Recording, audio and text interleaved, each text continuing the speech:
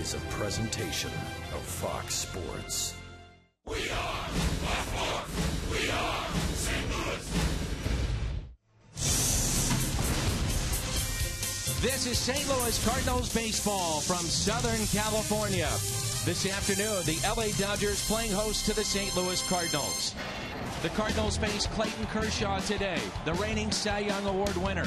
Back in October, Game 6 of the NLCS. Midway through, the Cardinals batted around. They put up 7 earned against Kershaw. He gave up 10 hits in one of his toughest outings of his career. It was time to celebrate. Off to the World Series for the Redbirds. Along with the Matt Hungarian Al Raboski, Dan McLaughlin with you. Clayton Kershaw getting the start today. The Cardinals in 15 career starts in facing Kershaw. Well, they put him at a record of 4-7. Maybe a bit surprising, but there's a couple of guys in the Redbirds lineup that have had good success against this lefty. Well, that's right. We hope the Cardinals' trend of beating Kershaw will continue. It'll be up to Matt Holliday and Alan Craig to continue what they have done in the past. But Kershaw pitching some of his best baseball ever this month. He has been special. 2 starts ago, a no-hitter. Last start, 8 shutout innings, 21 shutout innings for Kershaw right now.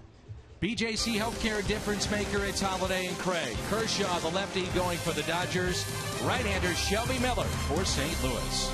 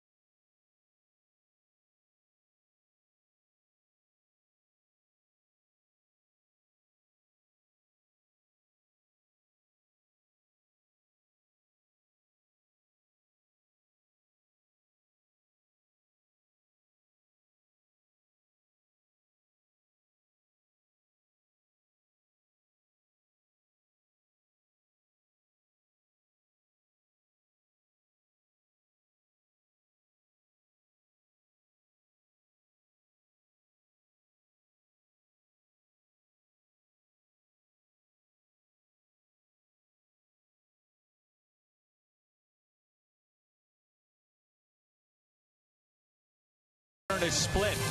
It's the Cards. It's the Dodgers coming up on Fox Sports Midwest.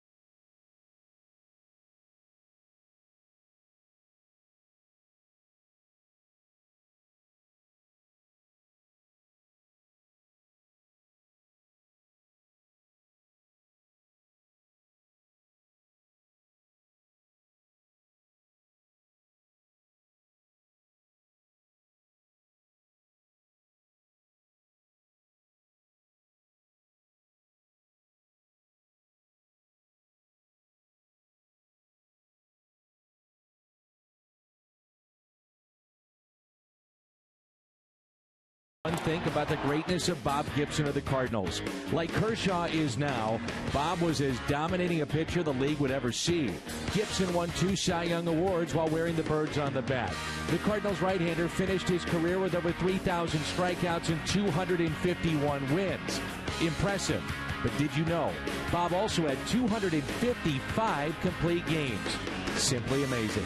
So while you watch Kershaw today, remember the greatness that was Bob Gibson. Fans, the Cardinals have a special 2 nights coming up during the All-Star break at Busch. It's called An Evening with Bob Gibson, and this event is nearly sold out. July 16th and 17th. Those nights include dinner, drinks, and a chance to take a photo with the 67 World Series trophy, a 90-minute Q&A session with the Hall of Famer, and everyone in attendance walks away with a Bob Gibson autographed baseball. You can sign up at Cardinals.com/Gibson. Cardinals.com/Gibson. Clayton Kershaw has our first pitch when we come back on Fox Sports Midwest.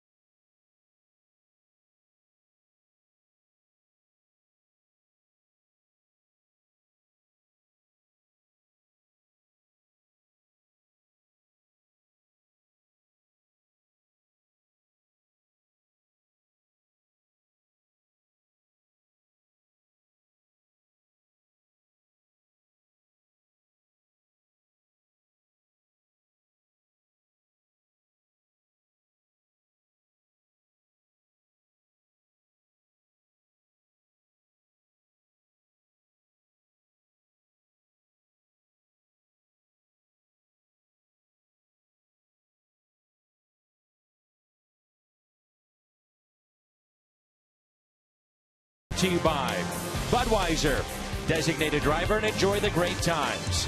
Come in and visit Mid-American Chevy dealers to make your move to Chevrolet today. And by Menards, save big money at Menards on all your home improvement needs. Sun is shining brightly here in Southern California. Let's take a look at Mike Matheny's lineup against Clayton Kershaw, one of the game's best. Matt Carpenter leads it off, followed by Holliday, who's 1 for 10 in the series. Johnny Peralta riding an 8-game hitting streak. Alan Craig, Yadier Molina, Peter Borges, the start in center. Shane Robinson is in right. Mark Ellis, the former Dodger, and Shelby Miller will bat 9th, and he's on the mound against Clayton Kershaw, one of the best. No doubt about it. He's having a tremendous month of June, 5-0. He's got 21 and a third scoreless innings streak going. He'll be a handful. And the first pitch is taken for a strike by Carpenter. Kershaw is a 26-year-old from Dallas, Texas. The 7th overall pick in the 2006 draft. And Carpenter greets him with a base hit to left. Leadoff hit for the Cardinal leadoff man. The Dodgers have gone 9 consecutive games without committing an error. Matt Kemp is in left, Ethier in center, Puig is in right. All plus arms. Uribe in third. Rojas, known for his defense, he's at short. Ramirez is out. D. Gordon is at second base. Adrian Gonzalez at first, and A.J. Ellis is behind the plate. Here's Holiday.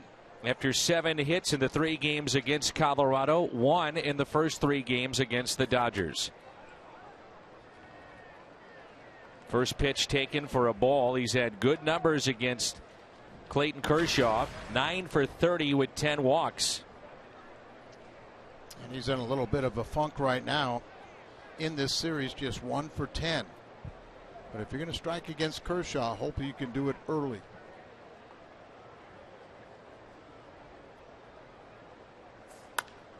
And a fly ball lifted into right. Yasiel Puig makes the catch.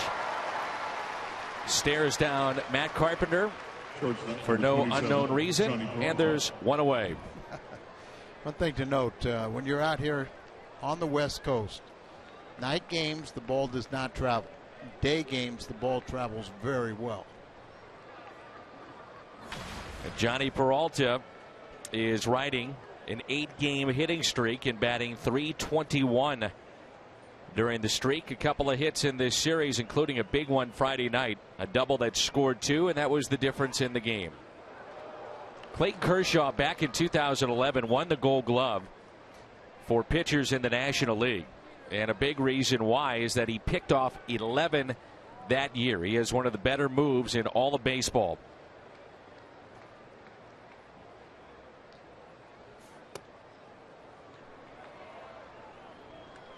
You saw his step off and throw to first base, and he has the ability to have something on that throw. But you can see how his working from the stretch, very unorthodox what he does. And this is where you see the arms way over his head, brings him back down, and then it's almost a slide step. And the reason he does that is to not get ahead of himself. He feels that that gets him centered, and then it puts weight on the back leg. And they had noticed early in his career, out of the stretch, he would be out in front, arm would drag, so they came up with this unique way for him to come to the set position. And it is unique.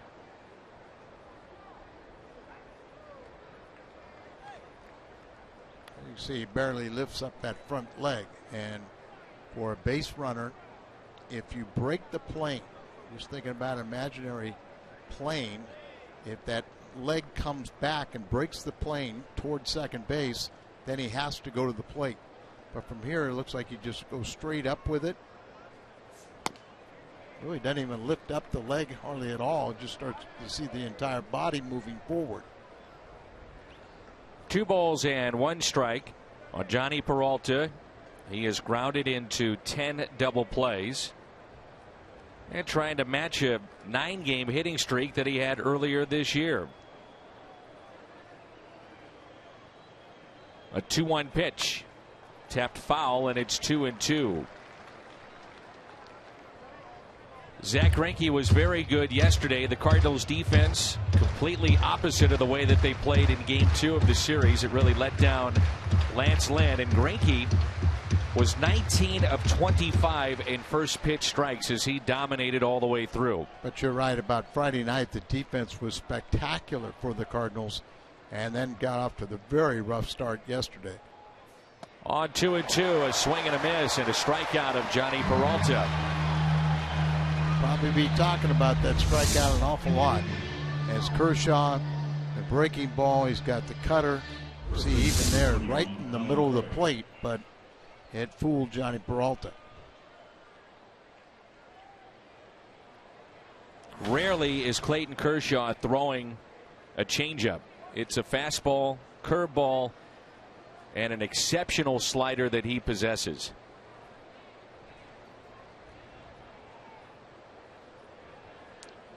Alan Craig go for his last 7 and 1 hit in this series. He does lead the club in hits for the month of June with 26, and good numbers, including a home run against Clayton Kershaw.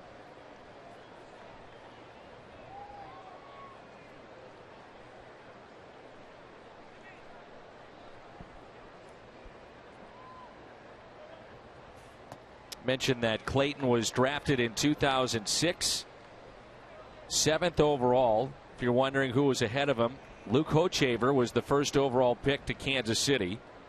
Greg Reynolds, Evan Longoria of the Rays, who's outstanding, Brad Lincoln, Brandon Morrow, and Andrew Miller, all ahead of Clayton Kershaw. Cardinals that year had the 30th overall pick, and they took Adam Ottavino, who we just saw with the Colorado Rockies working out of their pen. You really have to question the first 6. You just don't know what you're going to get. Oh, absolutely. I think it's the most difficult thing in all of sports. Other sports, your farm system is college, but in baseball, it's a lot different.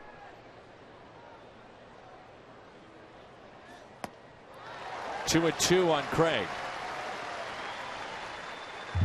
And Clayton Kershaw, if you go back to when he signed with the Dodgers and then came up, it took him a while to develop. Now he has developed quite well with 2 Cy Young Awards and maybe a 3rd on the way, but it did take some time for him to come into his own. For whatever reason, they really believe left-handers take a little longer to develop. Now, the winningest left-hander in Major League history, Warren Spahn, 363 wins, and it wasn't until he was like 26 before he won his first game. Kershaw in the month of June trying to make it 6 wins. He has been dominant this month. And a strikeout on a late movement. And Craig caught looking. Back-to-back Ks for Clayton Kershaw.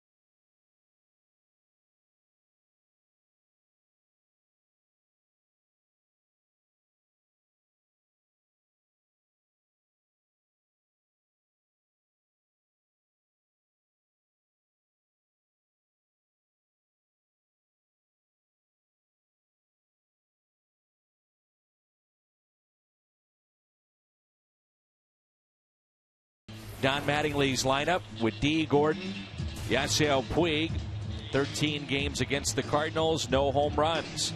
Adrian Gonzalez, then Matt Kemp, who leads the Dodgers in hits this month. Andre Ethier, Juan Uribe, A.J. Ellis, Miguel Rojas, and the pitcher Clayton Kershaw batting 9th. That's the 9 for Don Mattingly's club, and they will face right-hander and Archaea starter Shelby Miller for St. Louis. Well, ever since Shelby's last start, where he had to come out, couldn't complete 3 innings because of lower back strain, they've been working on him, and I think he was more confident he would make this start than the training room staff. But really, when you talk about back problems and muscle fatigue in Colorado, that is not uncommon. That's kind of a factor there. A lot of times when a player becomes dehydrated, the muscles start straining, and if you think you're dehydrated, it's too late. Look at the Cardinals defensively. Holiday, Borges, and Robinson in the outfield. Left side of the infield features Matt Carpenter and Johnny Peralta. Mark Ellis and Alan Craig on the right side. Molina is first in Major League Baseball. 15 of 32 base stealers he's caught. He's behind the plate today. D. Gordon swinging a hot bat. 11 hits in his last 4 games. Leads their club in hits with 90. He has scored 45 runs, tops on the club, 9 triples and 40 steals this year. Nothing surprising about what we've seen with the first 2 pitches from Shelby Miller. Get used to it. Shelby Miller, 73% of his pitches are fastballs. Nothing in 2 on D. Gordon. There's another one, and goodbye. Strikeout of Gordon, 3 consecutive fastballs, and that's how we start the afternoon. He gets ahead 0-2, misses his location, but you see Yanni frames it for a home plate umpire, Chad Fairchild, and it's good to see. Shelby does not need to walk anybody in this ballpark. He leads the ball club in walks and home runs allowed. Chad Fairchild is calling the balls and strikes. He worked the Cardinals division series in 2011 against the Phils. Vic Carapazza, Bill Miller, and Mike Everett, a part of this crew. And a fastball right past Puig, who's 6th in the league. He's batting .311.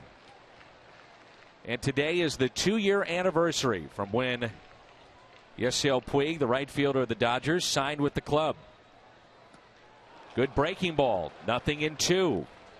Well, Puig came up on June the 3rd last year, and that also coincided with Hanley Ramirez coming back to the active roster, and really the Dodgers took off.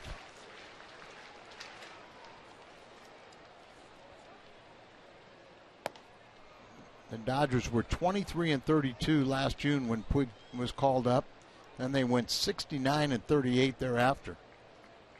And at one point, they won 42 out of 50 ball games.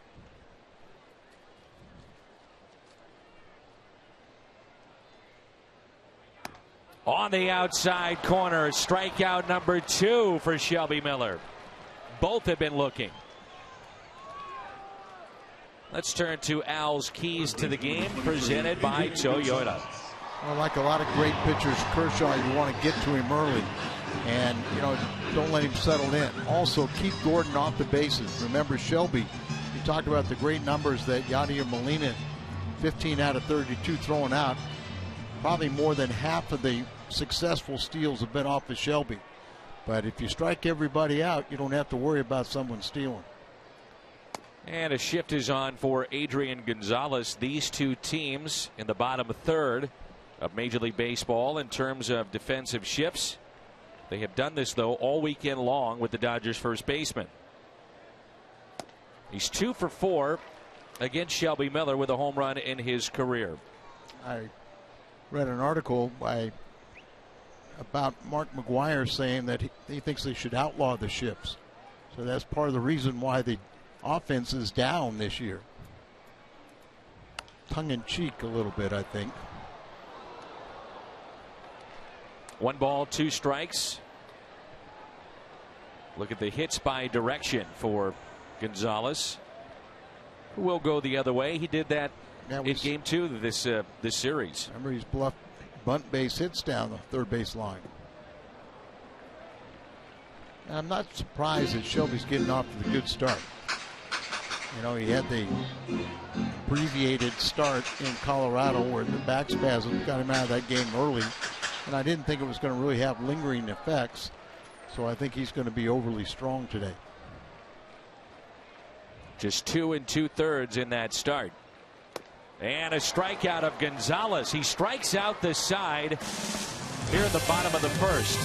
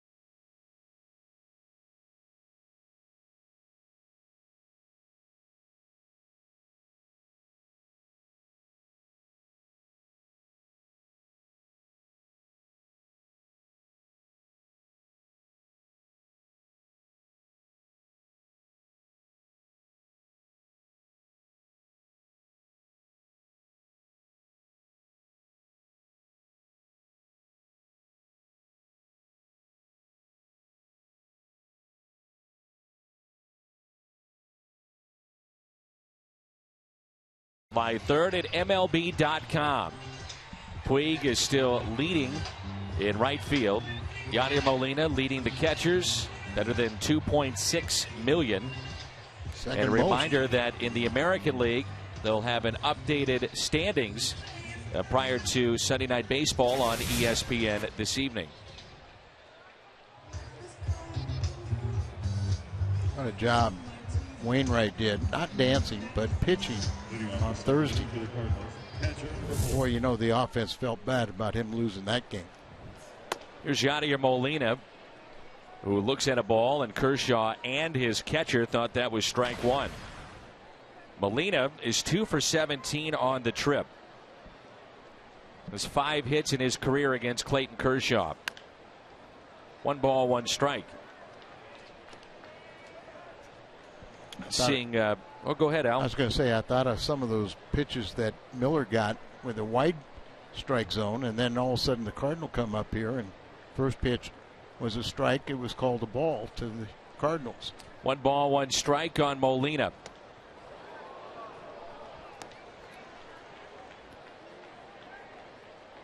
No hitter earlier this season for Kershaw. He had 15 strikeouts against Colorado.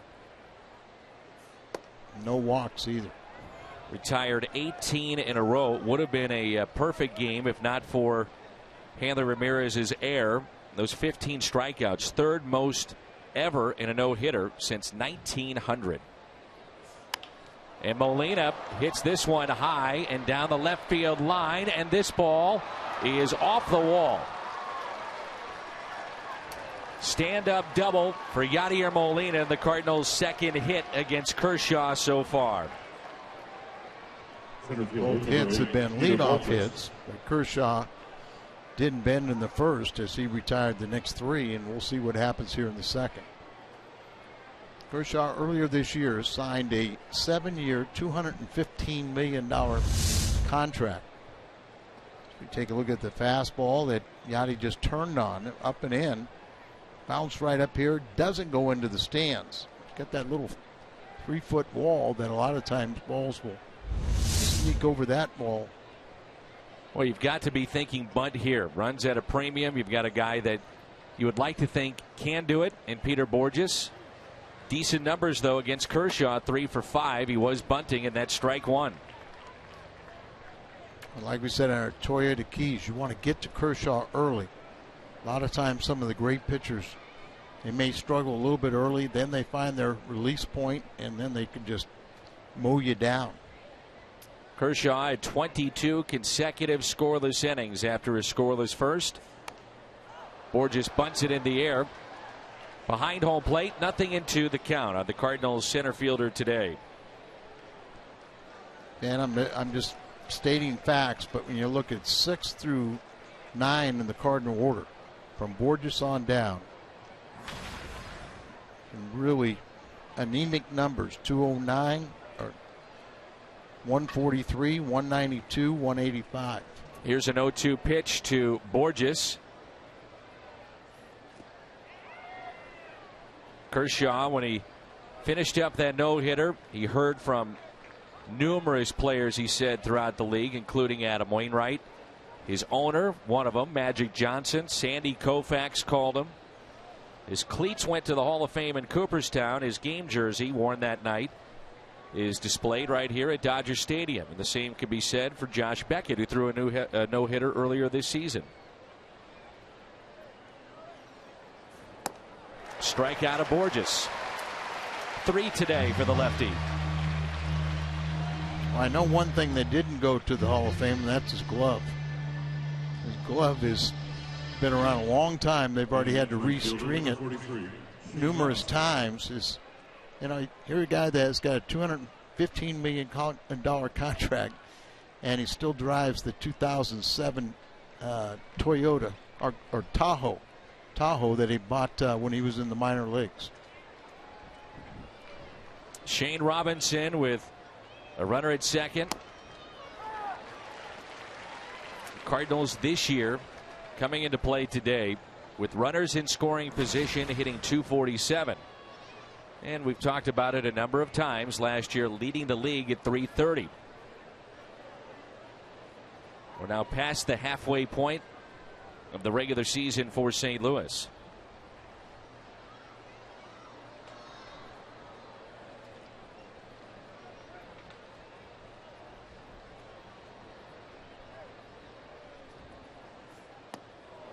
Nothing in 2.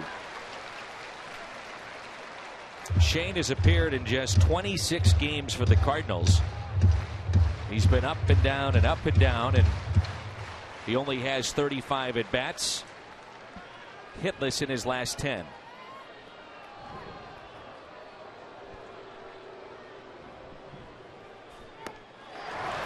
Strikeout number 4.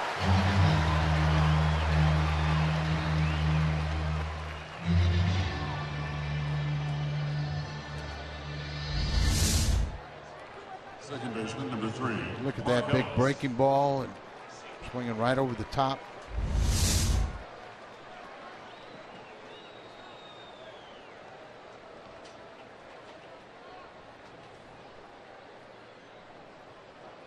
Runner at second base, and now the former Dodger Mark Ellis. This is his 16th start this month, 37th overall.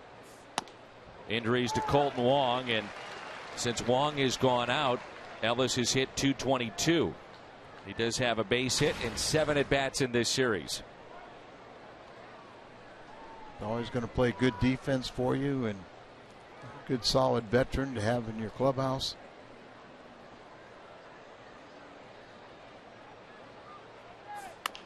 And a ground ball fisted left side, taken there by Uribe. The Cardinals strand Yadier Molina after a leadoff double to start the top of the second. No score here in Los Angeles.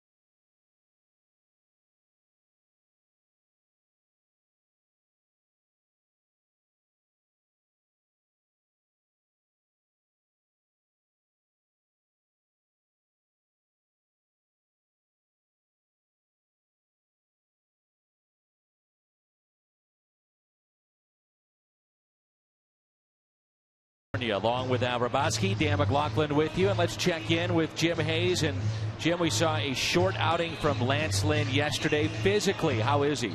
Well, he spent the morning, Dan, with his middle finger on his throwing hand, soaking in a little cup of this brown goop. He said it's sort of a new skin concoction, something that would create a protective layer over that finger. Lance lasted just 2 innings yesterday.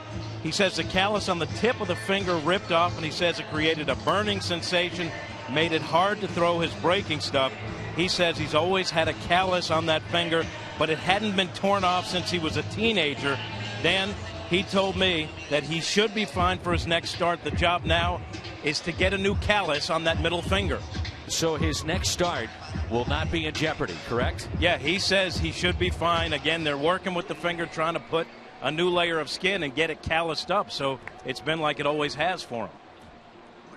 It's Matt Kemp, Andre Ethier, and Juan Uribe for the Dodgers. And Jim, Shelby Miller, Al mentioned it, should be rested, ready to go for this start.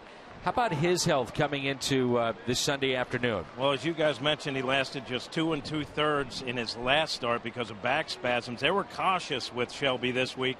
He didn't throw a bullpen, or he did throw a bullpen this week, but he had to talk them into it, mostly flat ground stuff and a lot of rehab work on that back, strengthening that back.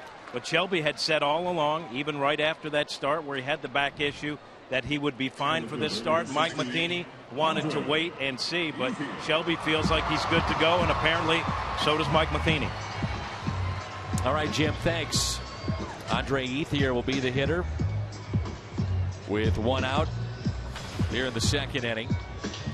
Matt Kemp, first Dodger to put the ball in play after Miller had 12 pitches and 9 strikes. 9 of the 12 were strikes in the first innings. He struck out the side.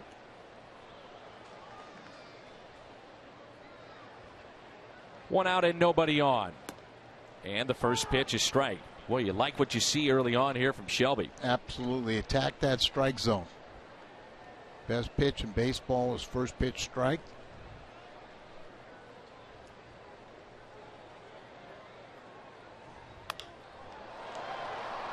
In the air, shallow right center. Calling for it, Borges, 2 outs. Reminder that you can tweet us your photo using the hashtag STLFanPhoto for a chance to have it shown in an upcoming broadcast. 2 outs, and it brings in Juan Uribe. Remember the last start for Shelby Miller against the Dodgers. It was 2 pitches and a comebacker back home in St. Louis midway through last season off the bat of Carl Crawford, who was injured. And 2 pitches, and Shelby was out. Hit his elbow, and they weren't going to take any chances with that. First major league win for Miller came against Los Angeles in 2012. That was working in relief the tail end of that season. Shelby facing Juan Uribe, who came off the disabled list on Thursday. He'd missed 34 games with a hamstring injury, and had the day off after playing the first 2 games of the series. And then Justin Turner, he pulled a hamstring yesterday, and so Uribe back in there now. It's kind of costly. Hanley Ramirez had a calf injury. Justin Turner, hamstring, and even their third base coach strained a calf muscle. In the air, right field, Shane Robinson over. Good start here for Shelby Miller. 6 up, 6 down, 3 strikeouts. We head to the 3rd, and there's no score.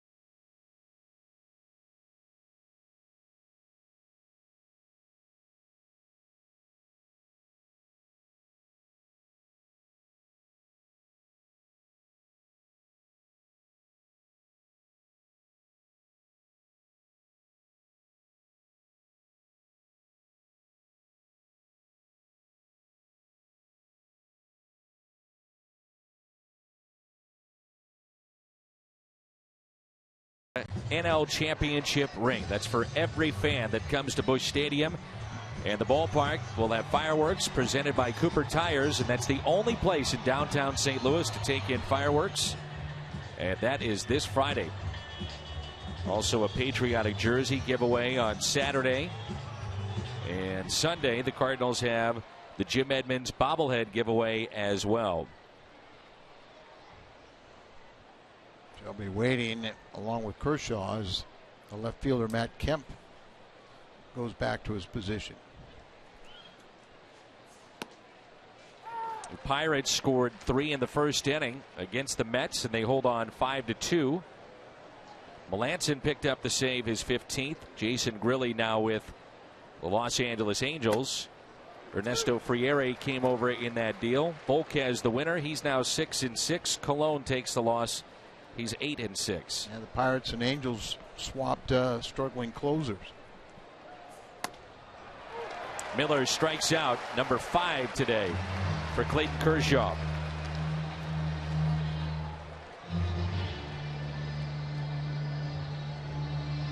Strikeout's no stranger to Kershaw. Number 13, Matt Carpenter.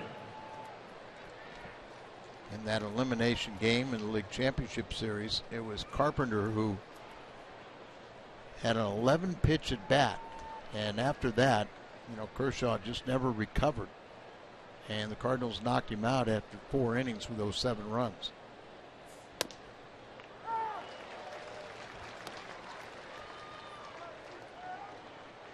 It was 8 foul balls, 11-pitch epic at bat, resulted in a Carpenter double to right field.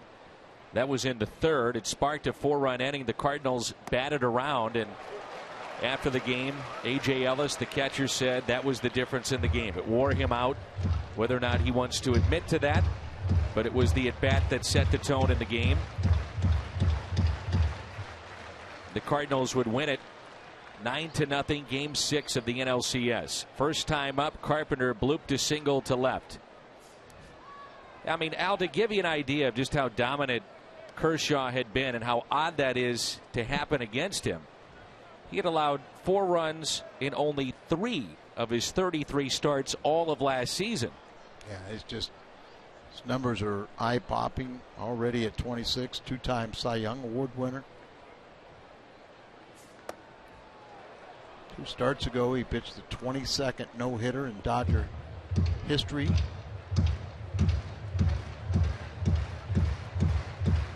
And have to change his number.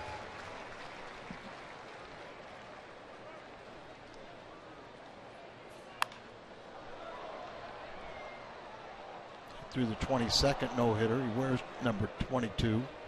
So if he wants to throw any more, he might have to change the number. I don't think he will.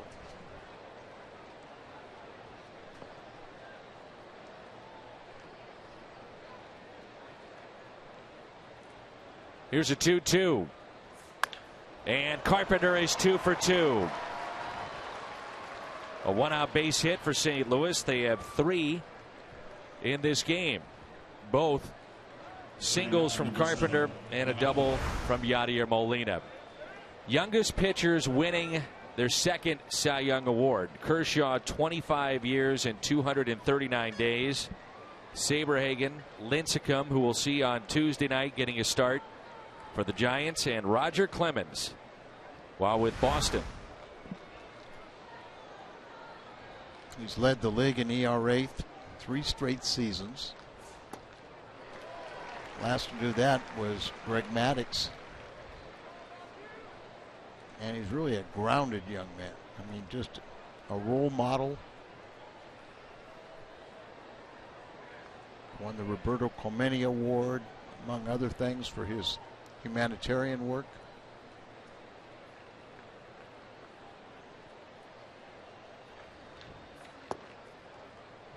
One ball, 1 strike on Matt Holliday.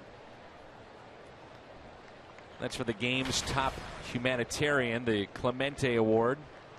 Much of his charitable efforts have been around issues in Africa. They built an orphanage, he and his wife, in Africa. And currently they're rebuilding a school for those kids as well. as Holiday falls behind 1-2. A home, a school, water wells, and all in Zambia. Wife Ellen had visited that African nation before they got married, and now the last 4 years, not only did he doesn't just donate money, he goes there and helps build those.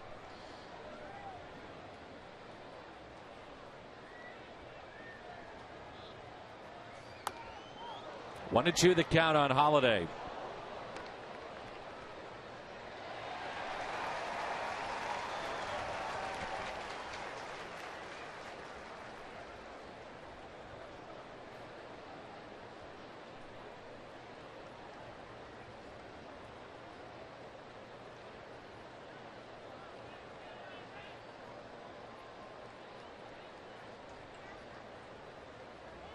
Runner goes, swung on and missed. And Carpenter steals second base. So again, the Cardinals with a runner in scoring position for the second time this afternoon. Shortstop, number 27. July 8th, it's our annual broadcast auction. Exclusive Cardinals experiences. We'll have that throughout the telecast. All to benefit Cardinals Care, which has raised over $21 million for kids in St. Louis. And that's our Cardinals Care broadcast coming up on July 8th.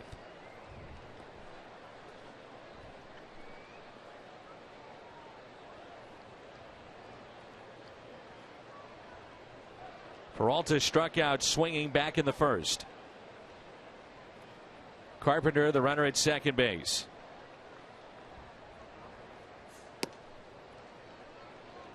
In his career, Johnny Peralta with 734 RBIs. And I was looking at numbers with Jackie Robinson being here in LA, and Jackie, of course, breaking the color barrier with the Dodgers. Peralta tied with the great Jackie Robinson, 734 RBIs.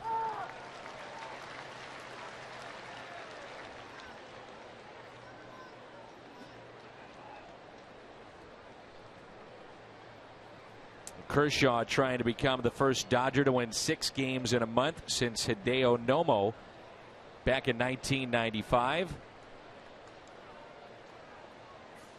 And Nomo was one of those rookies of the year, which that award named after Jackie Robinson. Dodgers had a stranglehold on it for a while. Had Karros, Mike Piazza, Raul Mondesi, Hideo Nomo, and Todd Hollandsworth. That was 5 in a row, and there was a time in the 70s they had 4 in a row. Our buddy Ted Sizemore, I believe in 1969, and then they had that string of them there in the 70s. Steve Howe, Steve Sachs, I think Fernando was in there as well. Rick Sutcliffe. 2-2 the count on Peralta, and Kershaw trying to strike out his 7th through 3.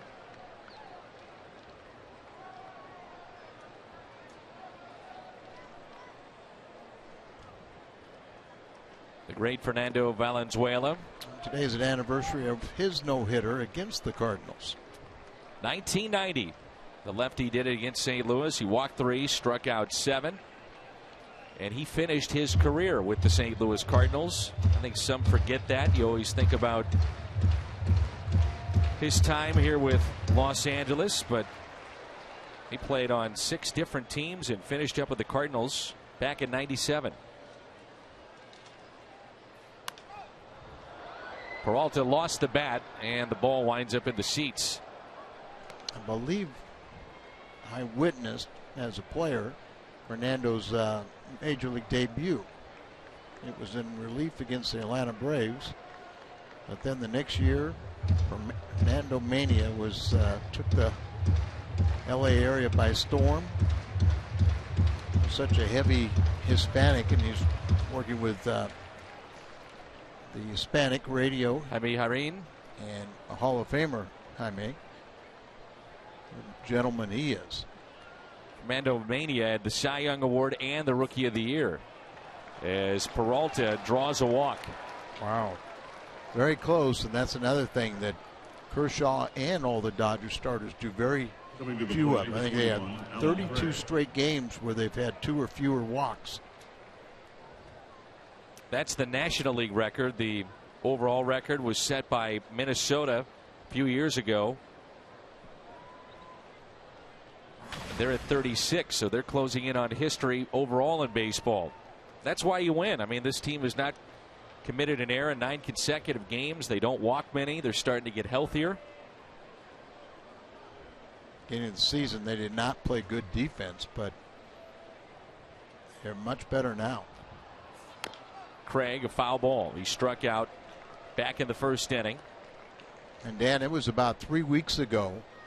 The Dodgers found themselves 9.5 games back of San Francisco. Started to play today, they're 1 back. So they picked up all that ground in about 3 weeks. Of course, Don Mattingly has been trying to tell his team, you know, hey, we can't count on we're going to go 42-8. You better start winning some games now.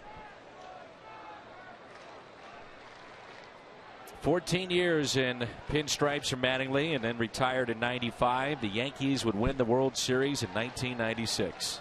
They never won a World Series in New York.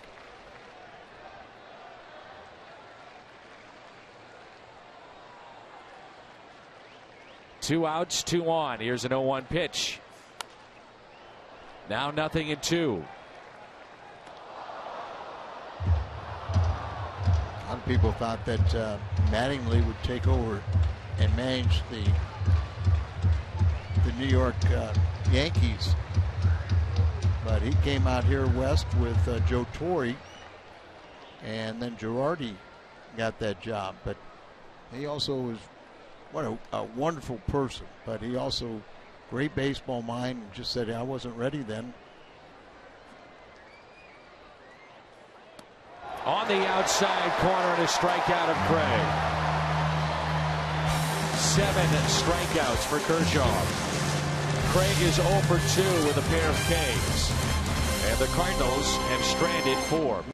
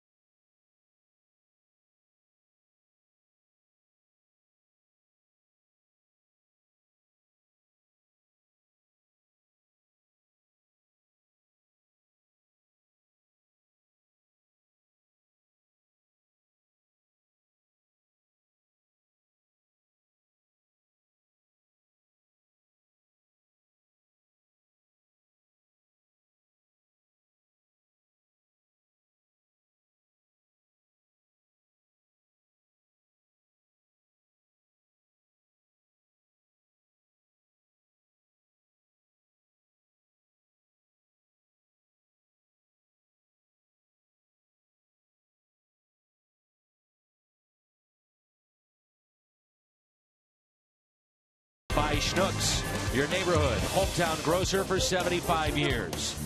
And by the St. Louis Science Center, where we specialize in making science fun.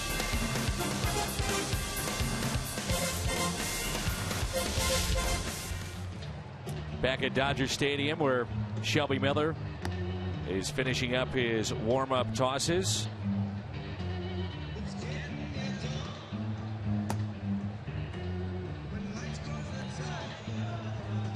Cardinal fans here. Remember when they moved to LA, which was in 1958, played in a huge stadium. Los Angeles Memorial Coliseum, and that was built really for football and track and field. Hosted the Olympics in the early 30s. It was kind of cool. I don't know if you remember this. 2008, the Red Sox played an exhibition against the Dodgers there. They had 115,000 people there. I remember seeing Dodgers play there, the Coliseum. You think about a football configuration. So, you know, left field was about 250 feet away, and they had about a 35-foot high screen that Wally Moonshots. And the moonshots, because he could just hit those high fly balls that would go over the screen. But then you had a massive right field, as they just had a little fence that they cut off the right field section. I'll test your memory. Remember what's famous about me sitting in the right field? Going to the restroom? No. And trying to fight your way through the crowd? No. But that happened here, right? My Dodger dog. I'll explain that part. But the Dodger dog, you know, Duke Snider hit a home run, jumped up like everybody else, and I threw up my Dodger dog. That's what I thought your memory would be. Why would I want to remember that? Strikeout number 4 for Shelby Miller. A week from today, it's the Jim Edmonds bobblehead. 2004 NLCS, a hero in Game 6, won it with a catch in Game 7. The 2004 Edmonds bobblehead. We'll give it away next Sunday. Get your tickets at cardinals.com/promotions. Miguel Rojas to Alan Craig. Thank you very much. 2 down. It was here at Dodger Stadium that if you were down there in the visiting bullpen and you had to go to the restroom, you would go out the back door and go to the public restroom with all the right field bleacher fans. And some were friends and some weren't. Oh, sure, but I mean, we never had any issues. But, you know, you think about that, you go in there with the general public and you walking across concrete with your spikes, tippy-toeing, and now they can't get to the bus from the team hotel without an escort. So the first 2 have been retired, and now it's Clayton Kershaw, 8 up, 8 down. Shelby has struck out 4. Kershaw, not a bad hitter. He's batting .217 on the year. No home runs, no RBIs. The 26-year-old. Very good swing there. Remember, Kershaw's already had this year, was at a different continent, Australia, where he made his 4th opening day assignment. But after that, he had some back issues that put him on the disabled list, and that's why his numbers are a little bit lower than most. Miller came into this inning only having thrown 19 pitches total, 7 in the second inning. He has been ahead in the count, and his pace has picked up, which is something the Cardinals were obviously watching very closely in his last start. He was incredibly slow, but that was a byproduct of his bad back, also dealing with runners on, which has been an issue at times for him. A little easier to have a quicker pace with nobody on. 3-2 pitch. And a ground ball hit to the right side, and that will roll foul. We'll do it again. It's also good to see, and it's an obvious statement, but one that really pertains to Shelby Miller. The fact is, he hasn't walked anybody, and he hasn't been at a 3-ball count until now. That has been a big issue with him, the walks throughout the season. And you think about yesterday, you know, you only had 2 innings from Lance Lynn, so the bullpen had to account for 6 innings. And what a job Nick Greenwood did. 4 shutout innings there. So he's got plenty of arms in the bullpen for Mike Matheny today. Taken down low and in. And a walk issued to the pitcher. First base runner for Los Angeles. Walk this way, the second highest in the big leagues, and that is Shelby Miller. And you look at the fewest, and that's Clayton Kershaw. So one walks many, the other does not.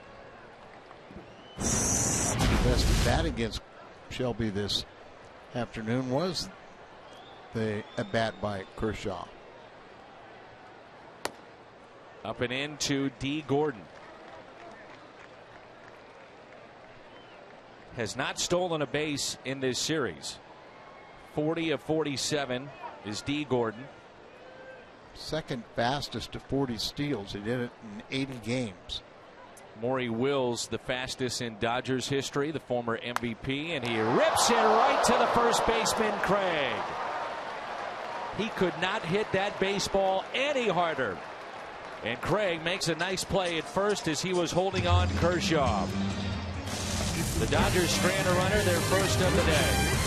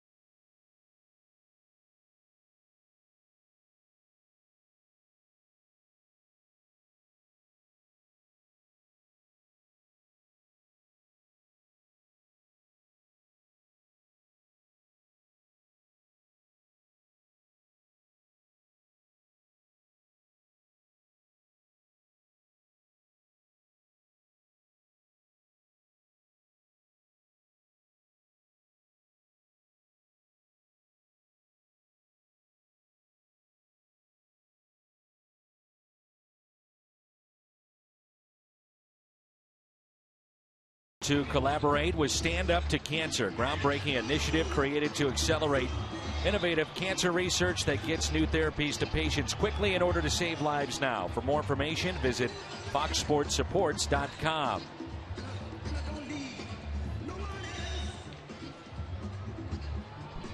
Molina, Borges, and Robinson for the Cardinals here in the fourth inning. Clayton Kershaw, one of the pitches that really defines him is his breaking ball. And it was Rick Honeycutt, by the way, is 60 years old today, so happy birthday. The Dodgers pitching coach noticed that Kershaw, this was around 2008, early 2009, he was standing too far towards the third base side of the rubber. This would cause his curveball to break out of the zone off the plate, and hitters just were not offering at it, so he was very resistant to change at that time, as hitters just knew they wouldn't offer at the breaking ball. So Honeycutt said, I have evidence. He went and saw the Nolan Ryan pitcher Bible, and it said if Nolan didn't get his breaking ball over for a strike more than 50% of the time, he lost. And then Kershaw eventually moved to the spot that you see at today, and that curveball is devastating. This curveball is just crazy, the numbers and how tough it is for hitters to put it in play and have success against it. By the way, Honeycutt, since 2006, he's been the Dodgers pitching coach, and since that time he leads the major league in ERA for his staff. There it is, and it may have fooled the home plate umpire, Chad Fairchild. See a couple of times today that Kershaw has been frustrated with the strike zone. Well, you hit that pitch, the only thing you can do is just pound it in the dirt. The 2-2. Crowd getting on the home plate umpire. First one looked good, and the second one looked just as good, and now our home plate umpire is hearing it from the Dodger dugout.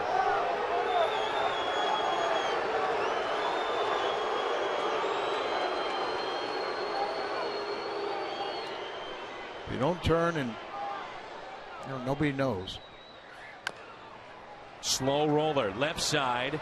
Uribe, bare hands, and makes a very nice play.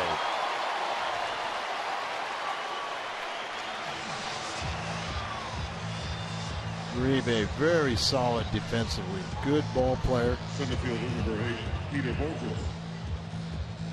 And Yachty just running hard trying to dig out that base hit, but see him chugging along there, but he comes in, bare hands it, and beats him by a step.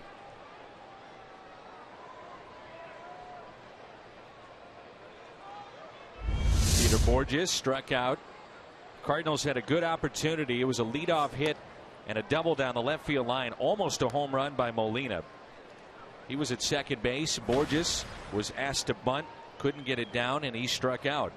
Robinson then struck out. Ellis grounded out. The threat was through.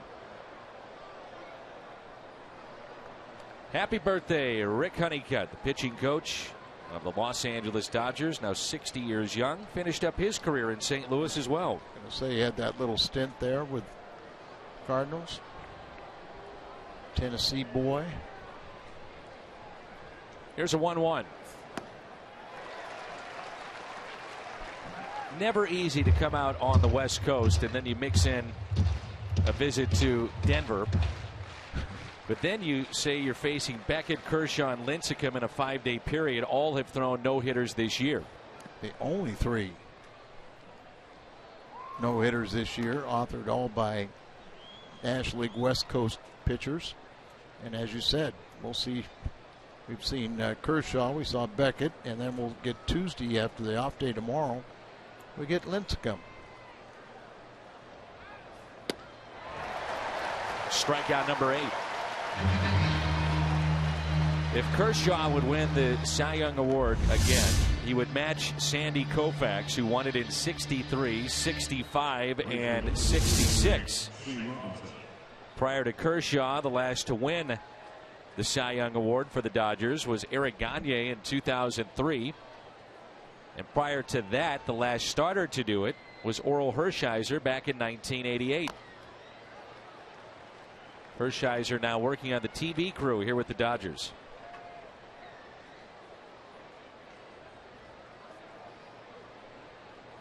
Clubs used to come out here and face the Dodgers and Giants, and you had those Koufax and Drysdale, Padres, Don Sutton, even Claude Osteen and guys like that, but then you go up to San Francisco, you got Gaylord Perry.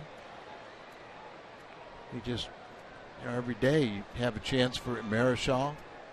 You have a chance to be shut out.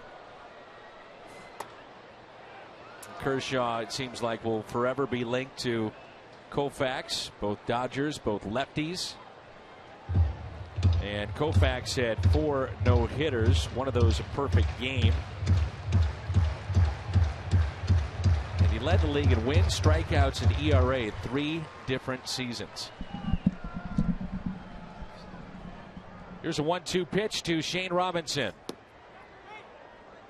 2-2.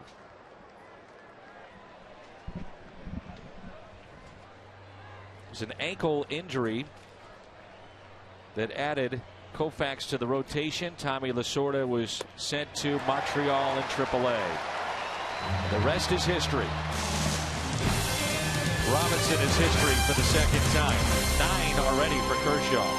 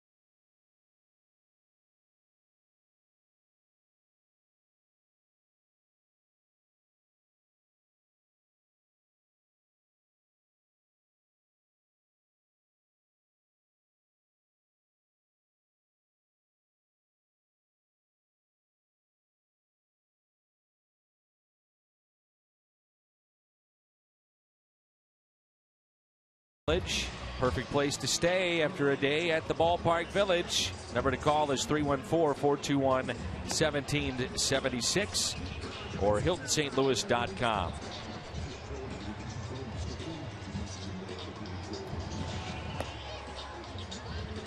A young Puig fan wears number 66.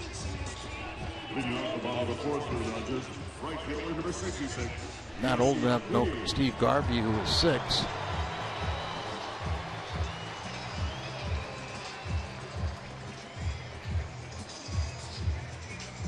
Puig played in 104 games last year. He started at AA Chattanooga. Hit .319, 19 home runs.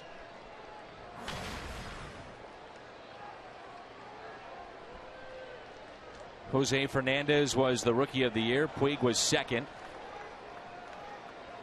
And the Cardinals, for the most part, have kept him in check. I was saying the other night, give him credit. I mean, he strikes out his fair share. He has struck out 67 times this year, including one back in the first, but he leads their club in walks.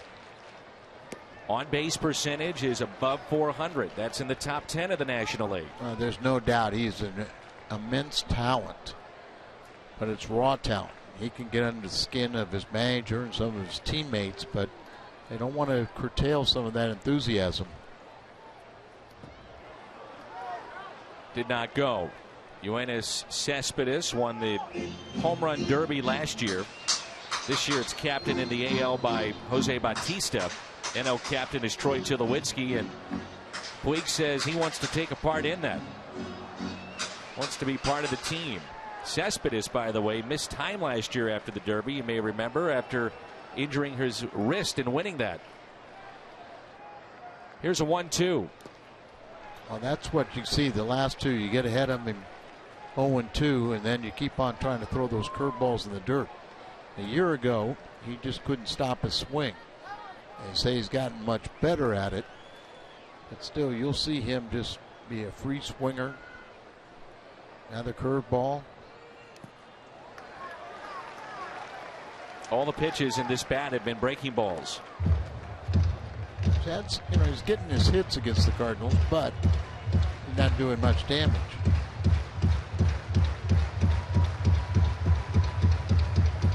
Shelby's been very efficient today, too. The 3-2 pitch. A walk to Puig. And the leadoff man is on to start the home half of the fourth.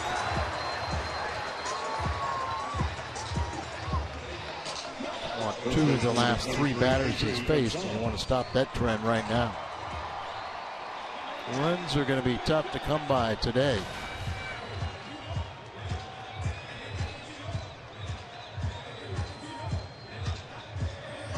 Gonzalez hit 22 home runs last year, 13 currently, and he'd had his home run totals declined for 3 years before last year, but the one thing that doesn't is his RBIs.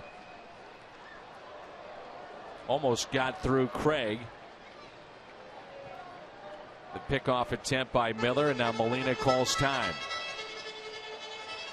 Adrian Gonzalez was the first overall pick by the Marlins, and that was in 2000. I think we forget he spent time with Texas. Ugat Urbina was traded from Texas to, at the time, the Florida Marlins. Then he was traded to San Diego, started to come into his own. He had some very good years there. Went to Boston, part of the Anthony Rizzo deal. And then the 9-player trade that brought him from Beantown to Tinseltown. Always been a good RBI man. He's driven at least 99 runs in 7 straight years. Bunts, and that'll be a base hit. No play for Carpenter, nowhere to go. And the first 2 have reached.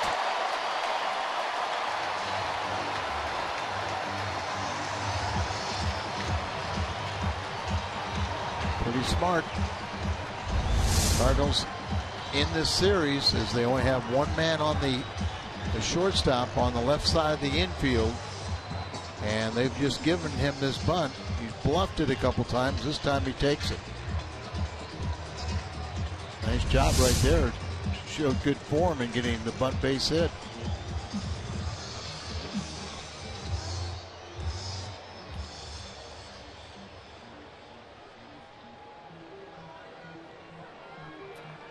Matt Kemp has struck out 74 times, most on the team. He's grounded into 10 double plays, most on the team. For Shelby Miller, you're thinking strikeout, double play. Something positive here. He got him to reach, to ground out to short first time up. Grounded into 10 double plays. Didn't have many games last year as he battled 3 different times on the disabled list and then had shoulder and ankle surgeries in the offseason. So how do you want to pitch him here if you're Shelby Miller? Get ahead with a strike is the best thing.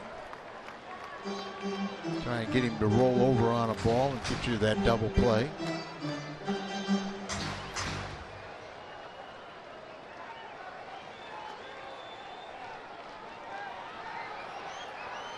Shade him a little bit towards right field in the outfield. Big gap in left center.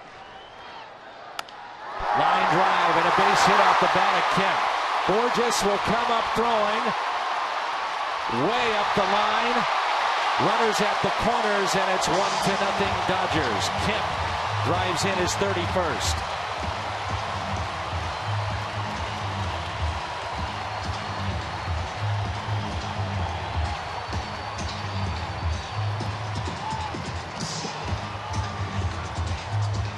Still nobody out, and you have runners on the corners.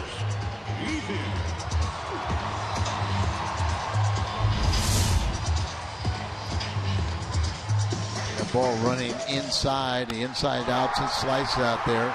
Back up home plate, Shelby. That's where he gets to. He almost throws this ball away at third. You got Yadier Molina, 6-time Gold Glove right there to take it out of his hands. Puig's going to score easily with his speed. Ethier with runners at first and third. Dodgers a 1-0 lead. And a fly ball lifted into shallow left center. Borges makes the catch on the run. And the base runners retreat back to third and first.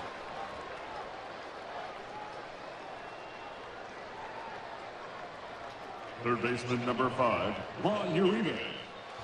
Uribe flied out to right his first time up, and he's 0 for 1.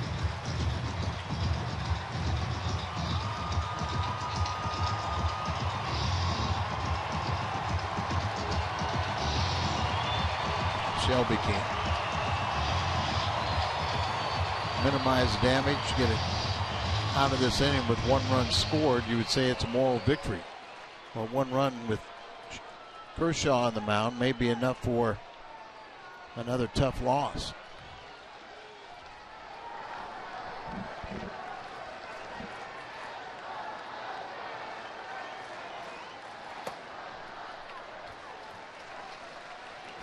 Miller, first 2 innings, a total of 19 pitches. Struck out the side in the first. Stranded a man back in the third. This inning started with a walk to Puig. A bunt by Gonzalez for a base hit. Matt Kemp, the RBI single into right center. A fly out by Ethier. And now Juan Uribe. In the air. Center field. Borges with room. Gonzalez will tag up. He'll score the second run of the afternoon. 2-0 Los Angeles.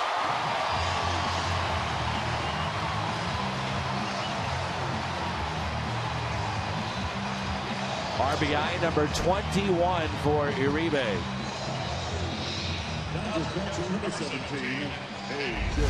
Only hit a fly ball about 300 feet. It's going to be good enough. Another pitch that Molina wanted outside, and the ball drifts over the middle and up in the zone. Easy to hit the fly ball, sacrifice fly. And Shelby's down 2-0. Here's A.J. Ellis, who was born in Cape Girardeau, Missouri. Played for the Governors of Austin Peay. Located in Clarksville, Tennessee. Spent 4 years there before heading to professional baseball. He was 4 years All-Conference Ohio Valley. 2 outs and a runner at first.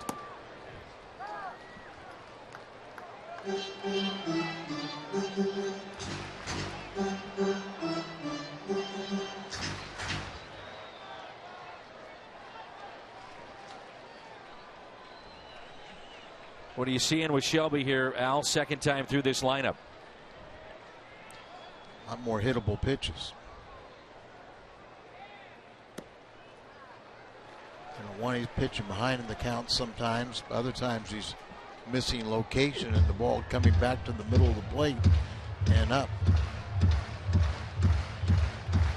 The walk didn't help him. And then when the Cardinals employed the defensive shift on Gonzalez, he was smart enough to just take the bunt base hit.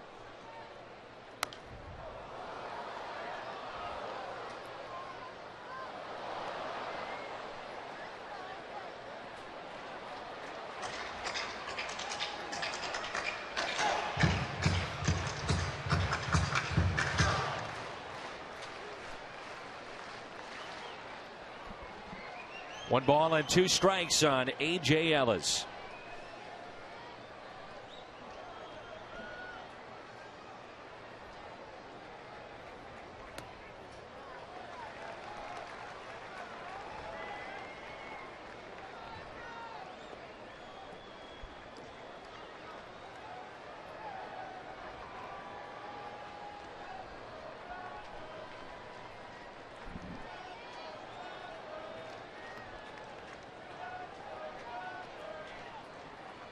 The 2-2.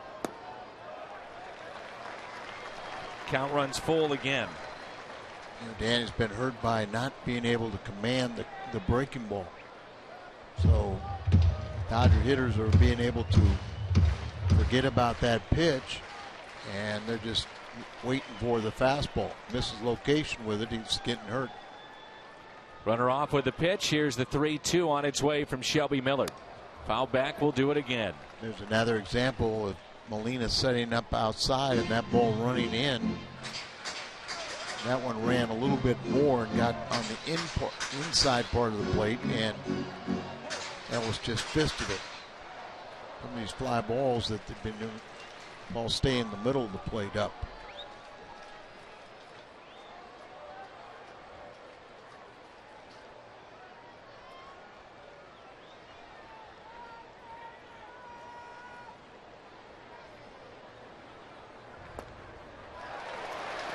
Walk to Ellis, second in the inning. Third today by Shelby Miller. It brings in the 8th place hitter, Miguel Rojas. Shortstop number 72, Miguel Rojas. One thing the Cardinals have to feel good about, comfortable with, is that with the off day tomorrow and the way that Nick Greenwood pitched yesterday, saved the bullpen. So right. I'm not saying that they would do that here with Shelby, because certainly he's still very much into this game, but just looking ahead, if they feel that they need to make that move, they should feel protected. Yeah, they are. And then they also brought up a Rondon for what, third time? Still hasn't pitched yet at the major league level, but his third stint to give you insurance in that bullpen.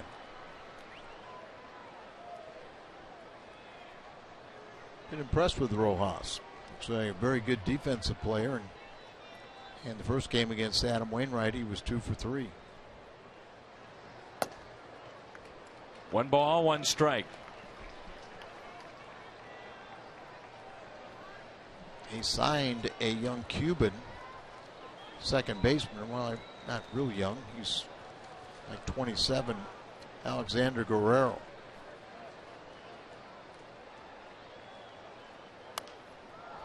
Popped up, that'll find the seats. Rojas spent 9 years in the Reds organization, had never been above AAA until this season. He was called up earlier in June. They love his glove. They feel he is a tremendous fielder. Whether he can hit at this level, time will tell. He started play today at 255. Remember, D. Gordon was a shortstop, and then this year, kind of like as I said, they signed Alexander Guerrero, 4-year, $28 million Cuban. But he was at AAA, and remember, he's the young man that they got in the altercation in the dugout with his teammate Michael Olivo, and Olivo bit off a significant portion of his ear. Got himself released, but Guerrero hasn't begun play yet. And then D. Gordon is just having a tremendous year, and as you said, Rojas is covering Hanley Ramirez with his injuries. The 2-2 on its way. Popped up. Ellis on the outfield grass makes the catch. Dodgers strand 2. They've left 3 on. They take the lead 2-0 as we head to the 5th.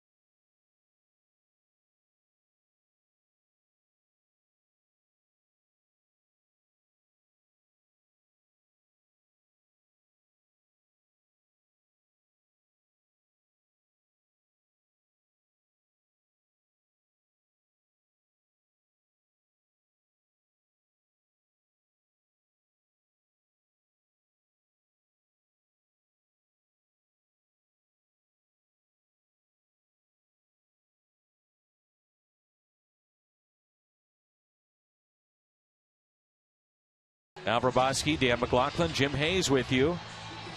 Cardinals started play today 6.5 games back of Milwaukee. Milwaukee, the first team in baseball to get to 50 wins. They're now at 51. They trail, though, in the top of the 9th against Colorado today. 10-4. Charlie Culberson with a 2-run homer in the top of the 8th.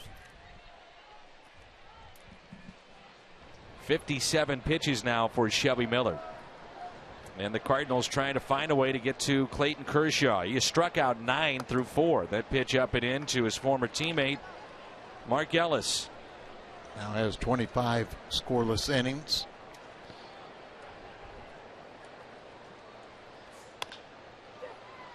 Couple of hops to third.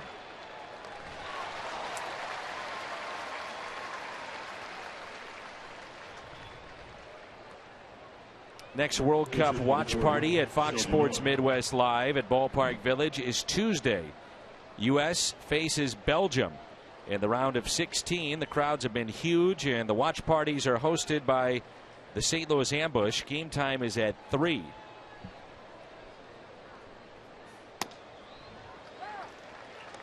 Have not missed a minute of the action, and seeing soccer played at its finest, it's been fun to watch. Kind of surprised me the way you were so intently watching Mexico play this morning. Didn't realize you were such a big soccer fan. Oh, yeah. But probably St. Louis is probably the destination for soccer fans in the United States. Oh, the crowds they've had at Ballpark Village, they have been enormous. We were able to go over there before one of our games recently at the Busch Stadium. I think it was at a 5 o'clock start for the soccer game, and we went and saw some of that match and then came back and watched the Cardinals.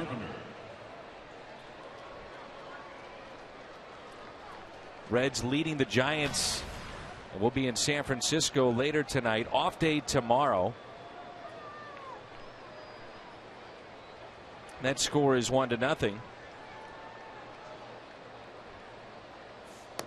Homer Bailey, a no-hitter through 6. I'll tell you what, don't look now. Here come the Cincinnati Reds. They're a game back of St. Louis. That's right. And if the Dodgers win this game and the Giants lose, they'll be tied. Carpenter slicing this into the gap in left center, and it gets down past Ethier, and Carpenter is 3 for 3. And 2 of those 3 hits are doubles. Yeah, the Reds have won 13 of their last 17, and the Cardinals trying to pick up a split in this series with Los Angeles. So, the 2 doubles today gives him 20 on the season and 75 for last year and this year for Matt Carpenter. How about that?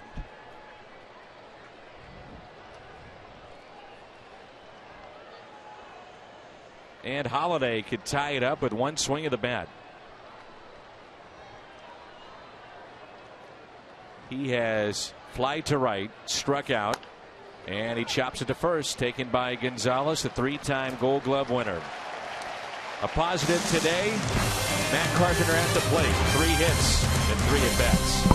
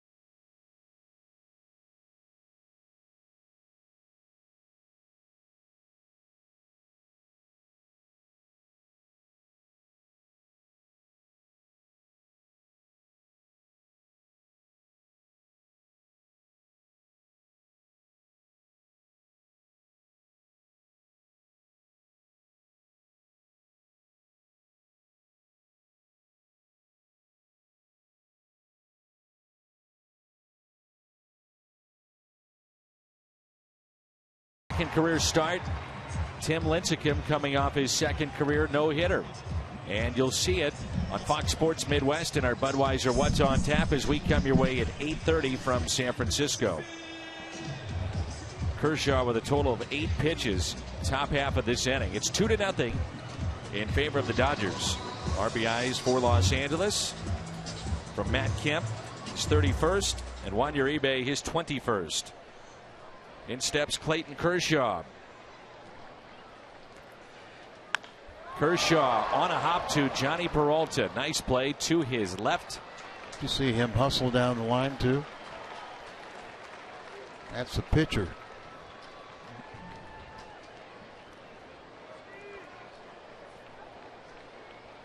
Over the past 56 seasons, so since 1958, that's when the Dodgers moved to Los Angeles. These two franchises, the Cardinals and the Dodgers, 1-2 in the National League in overall wins. And the leader, the Yankees overall, but National League, it's been the Cardinals and Dodgers back and forth. Cardinals and Dodgers been so close over the years in head-to-head matchup. See Vince Scully, the voice of the Dodgers, in what, 84 years of age now? I think he's 85, and this being his 65th season behind the microphone for Dodgers baseball. And your idol because he gets to do it all by himself. You know who hired him originally? I mean, this is some pretty big names when you think about our business. As Gordon drops down a bunt. Carpenter not in time. Base hit for Gordon. He flew down the line. Red Barber hired Vince Scully. Yeah. Red Barber was the sports director at the time of CBS Radio Network. He hired Scully to do a football game in 1949 at Fenway Park. Vin thought he was going to be in an enclosed booth. He wasn't. He was atop the roof at Fenway Park. So he left his coat, his gloves, hat, left it all back in the hotel, and then had to call the game on the top of the roof. Didn't say a word about it to Red Barber. As Gordon goes, they pitch out, and goodbye. Trying to interrupt my story.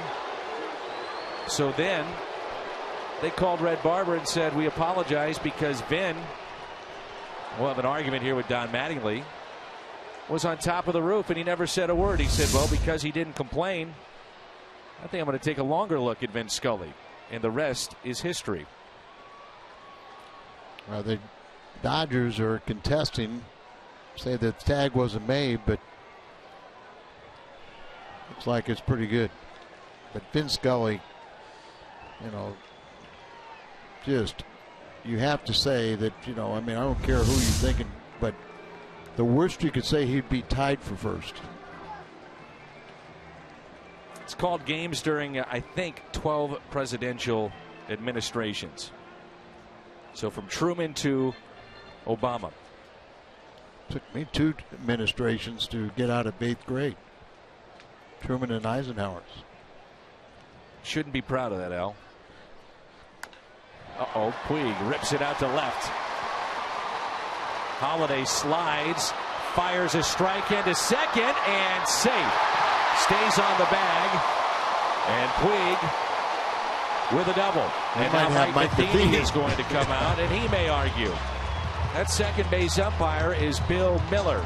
But how about the fact that Matt Holiday made that so close? Hard hit ball, slides into the corner to cut it off, and then he fires a strike back into second base. His outfield play has really improved. Here he is, firing the ball, and he's got a strong arm for a left fielder. All you have to do is be accurate and quick, and you can see why Mike Matheny thinks he's got a legitimate case right here. First baseman, number 23, Adrian. The umpire's in perfect position. Looked like the lead leg did get to the bag ahead of the tag. But he lose contact there for a split second. Ellis didn't have the tag on him until later.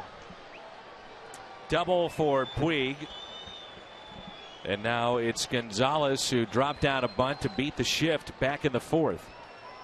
Runner at second, you have to have Carpenter over at third base. So Peralta, the shortstop, playing behind him. We get another look. And I think we can say he's safe. Good call by Bill Miller.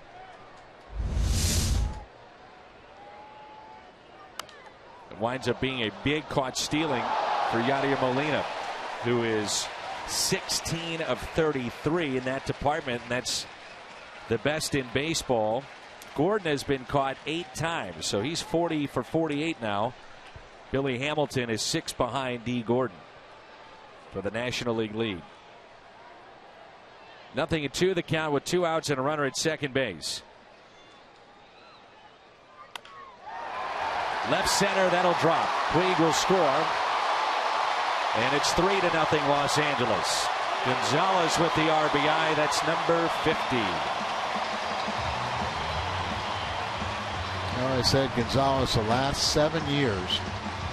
He's had 99 or more RBIs, and he's on pace for another year of 99 or more.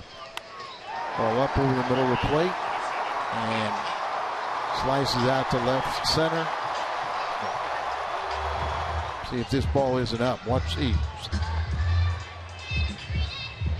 Not a bad pitch, but it's up in the middle of the plate, and these guys are a little too good.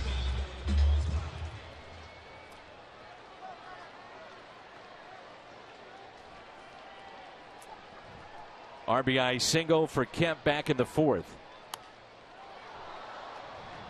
3 straight base hits by the Dodgers. A 3-run lead, it's not insurmountable. However, it feels like it when you're facing Clayton Kershaw. And especially the way that he's been throwing the baseball today. He has struck out 10 already through 5. I think that's it. It seems like it's impossible, but we know it's not. Kemp, base hit. It stays fair. Down the first base line. On his way to second base. The throw comes to the plate. And runners at second and third. That's 4 consecutive hits. And a chance for Ethier to bust this game wide open. Matt Kemp is 2 for 3. Center fielder number 16, Andre Ethier. Ethier's flied out twice to center field. 2 outs. We'll take another little fly ball. You really do have to cut him right here. Look at there. Pitch down the way, but hitting becomes contagious.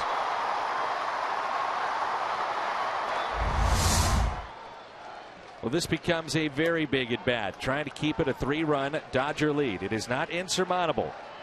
It's only 3 runs. Ethier twice has flied out to center.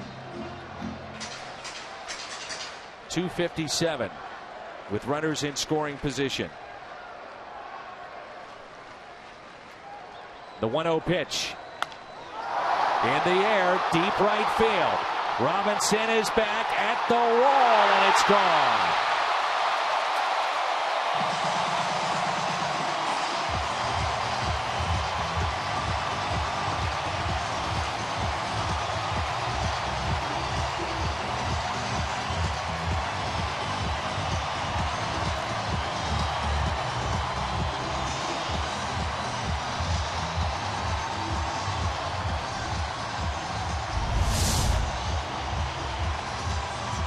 Shelby allows his 12th home run of the year. You can see that ball just in the middle of the plate. It's down, but he's a left-handed hitter.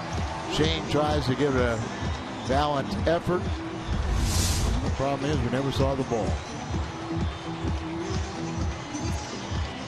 Shelby has hit a wall here in the 5th inning. 5 straight base hits, and the Cardinals are down 6-0.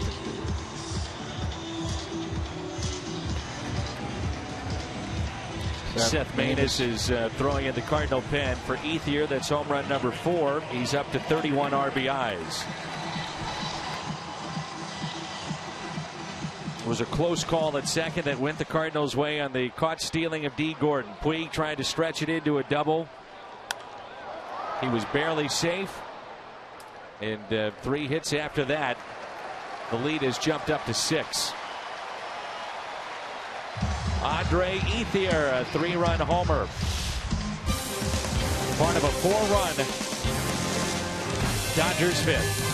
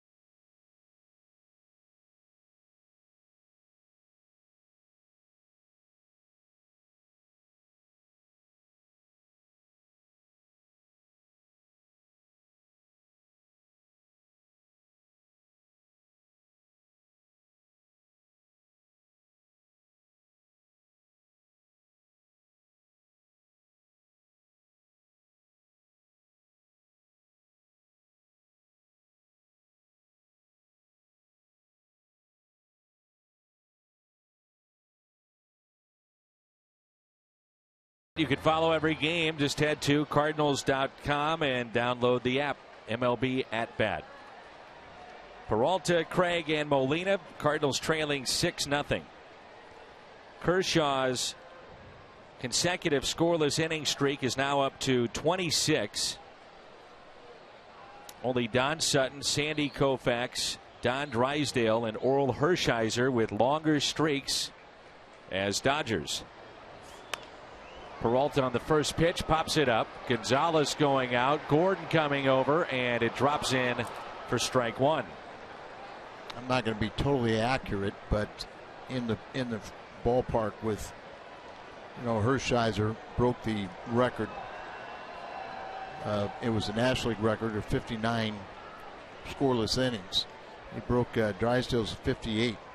That was back in 1968, and Drysdale and Bob Gibson were almost on the same pace.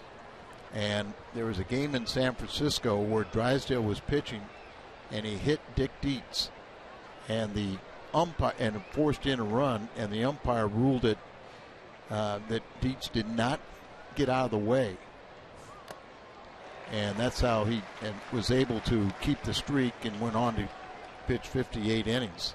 And then Hershiser beat it back in 1988. 0-2 the count on Johnny Peralta. Branch Rickey, who was with the Brooklyn Dodgers for 8 years, was working with the Pirates and offered a bonus of $6,000 for Don Drysdale. That's pulled foul. Their AAA affiliate, the Hollywood Stars. Scott Drysdale, Don's father, wanted his son to be taught the art of pitching, and so he turned that down, took less money to sign with the Dodgers. Well, it didn't take long to learn it, apparently. He was up at the age of 19 and made appearances in the World Series and actually pitched the game before Don Larsen's perfect game. Don Drysdale, an amazing career, 9-time All-Star.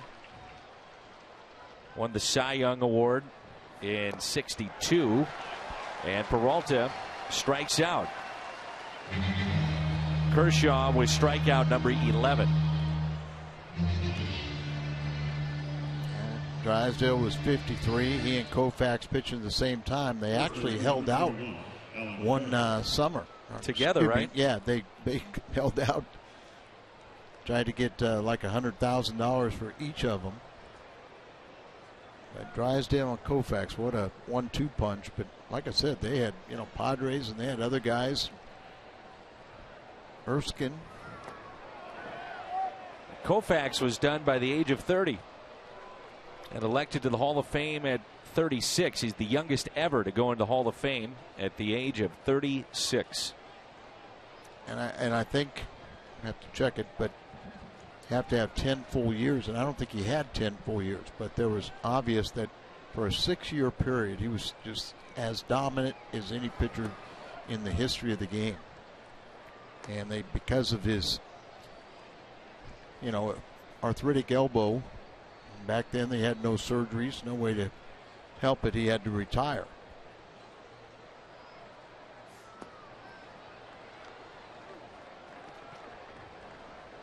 Players. 5-year period. If you go back to 62 to 66, they combined, Koufax and Drysdale, for over 200 wins, in which 53 were shutouts. I find it interesting. You always talk about, look at what a guy has done in terms of hit batsmen and whether or not they're winners. I look back at Don Drysdale, he hit 154. It's kind of like what I say is, look at that, how many hit batsmen compared to how many home runs. Mm-hmm.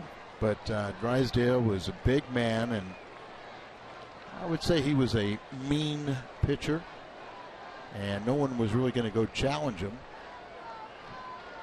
And then one of my favorite stories is you had Williams on that staff, and he was a big man at the time, around 6'4" and 250, and he had a clause in his contract. It was significant, that he walked under 100 batters, he'd get a $5,000 raise. You're probably making 15 to 20 at the most.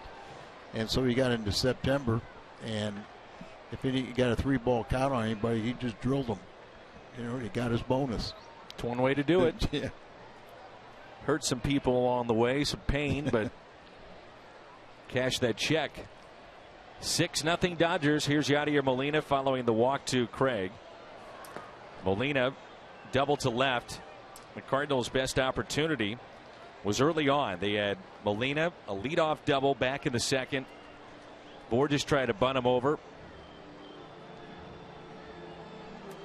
And eventually Peters struck out, then Robinson struck out, Ellis the ground out. And you talk about Kershaw, and got the great fastball, but you see it's a slider and then 2 curveballs. The curveball is just so nasty. And with that good control, he's keeping it out of the middle of the plate. And it doesn't really matter if he's got the curveball working like he does, because if you hit it, you're just going to pound it in the ground. And they're, as you said, they're trying to play their 10th consecutive game without an error. The slider, he learned a different grip on that. It was a bullpen session while pitching on the side at Wrigley Field. And that was also early in 2009. He said he found a way to grip it a certain way and then just let it loose, throw it as hard as he could. Found that he's got great tilt with the slider. So has gone away from the changeup, more of just the fastball, curveball, and slider. And down the road, he can break the changeup back out, but he doesn't need it right now. And if they're not hitting the fastball, the curveball, and the slider, why give them something to hit? Highland Park High School in Texas. Some pretty impressive graduates along the way over the years from Highland Park. Into center field off the bat of Yadier Molina. One is playing right here in Clayton Kershaw. One of his best friends is Lions quarterback Matthew Stafford, who was the #1 overall pick a few years ago. Football legends Doak Walker and Bobby Lane also attended that high school.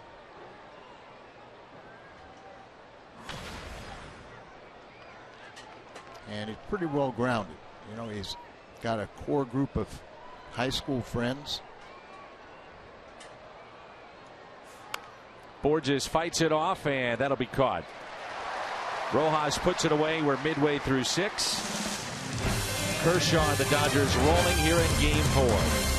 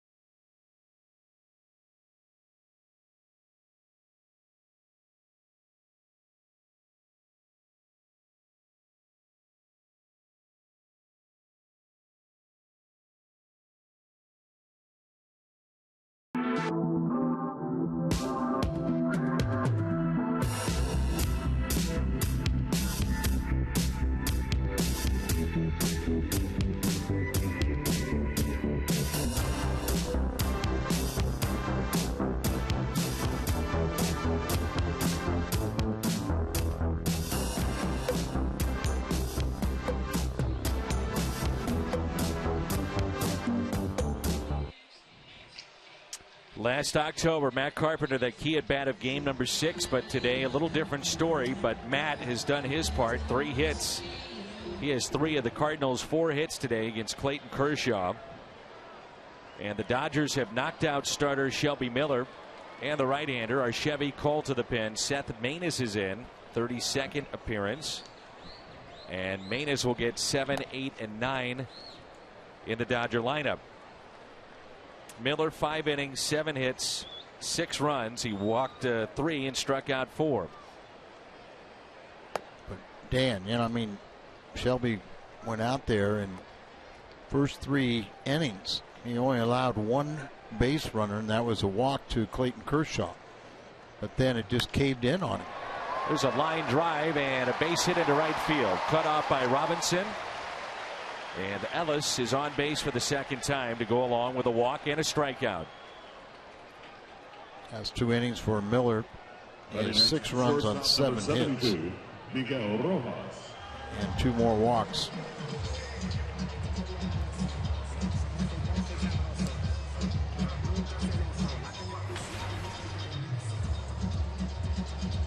But you're right, he came out, first 12 pitches of the game were 9 strikes. And he struck out the side. 7 pitch, second inning. So Shelby's line, 5 innings, 7 hits, 6 runs, all earned, 3 walks, 4 strikeouts, and 1 home run. That home run off the bat of Andre Ethier. Miguel Rojas with a 6-run lead. Lines it foul and into the seats. Day that's full of sunshine here at Dodger Stadium in Southern California. We have had some enormous crowds here over the weekend. 48 to 50,000 plus in the first 3 games.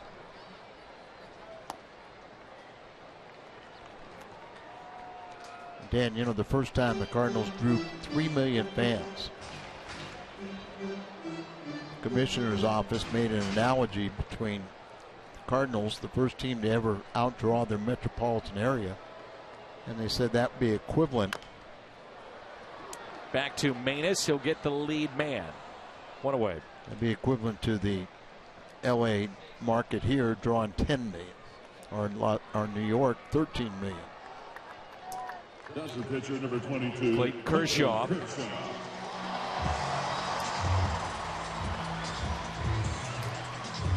Clayton Kershaw has been so good this year.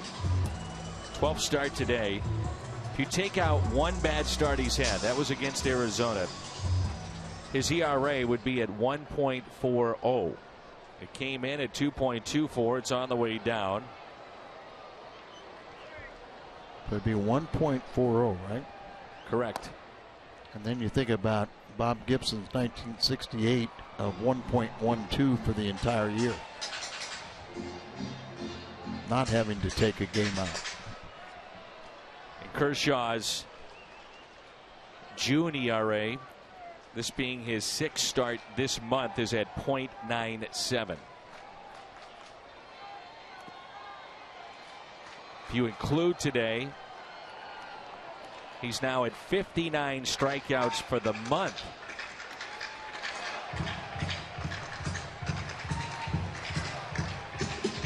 Nothing in 2 as Carpenter is way in down at third base.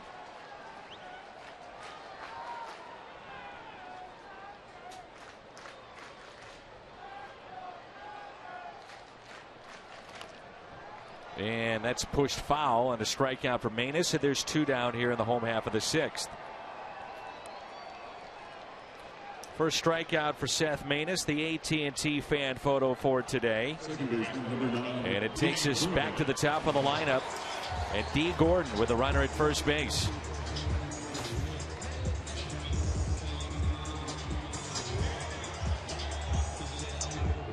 Gordon was caught stealing back in the 5th on a pitch out. Molina was able to gun him down.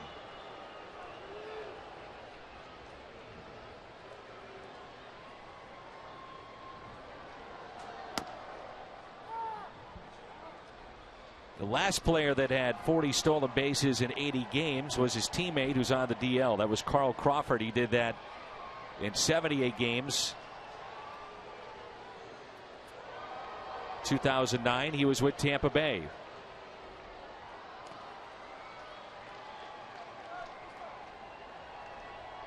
The franchise record for stolen bases for the Dodgers is 104. That was set by Maury Wills, who's now 81 years of age.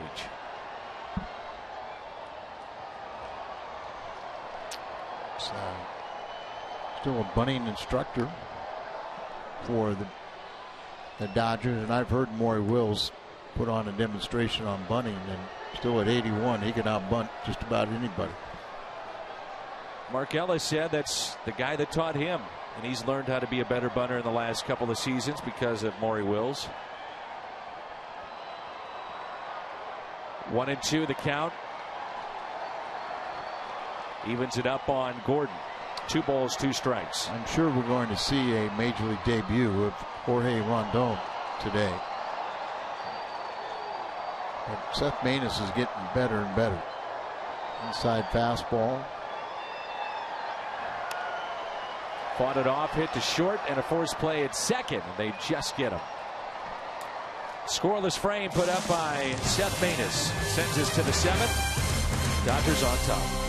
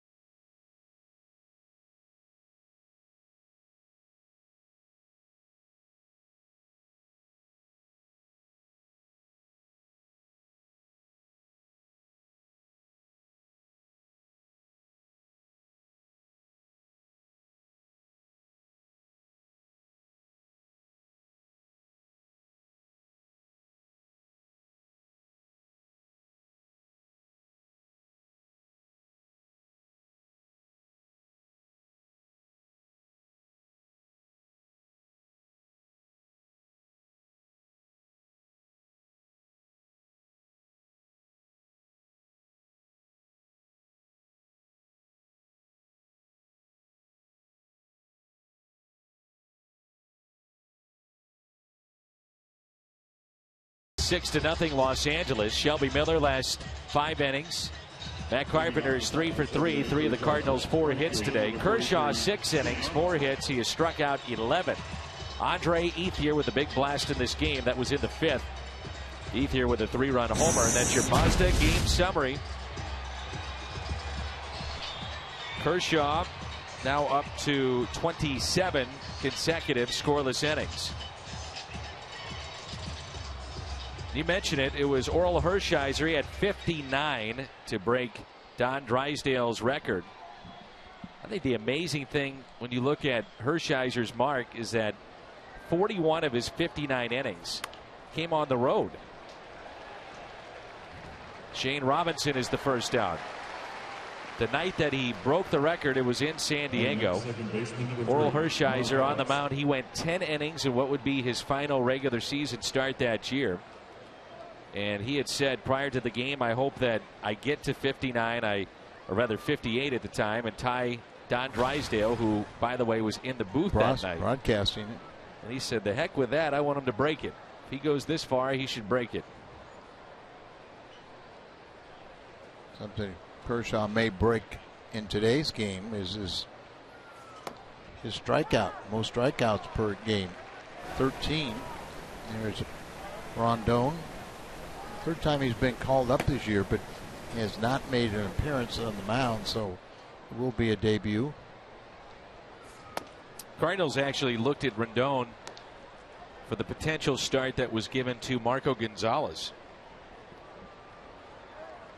he can give you multiple innings, could be stretched out. He's been a starter before in his career. So he's warming up, and he'll pitch the bottom of the 7th, it looks like. And Mark Ellis had the count 2 balls 1 strike with John Jay on deck. Ripped out to left field. And it one hops off the wall. Ellis with a 1-out double. John Jay's going to pinch hit.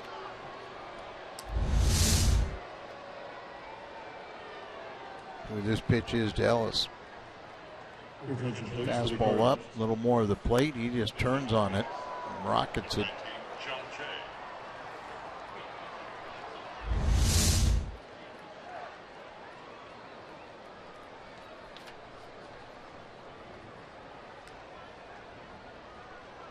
And Jay's hit .378 against left-handed pitching this year.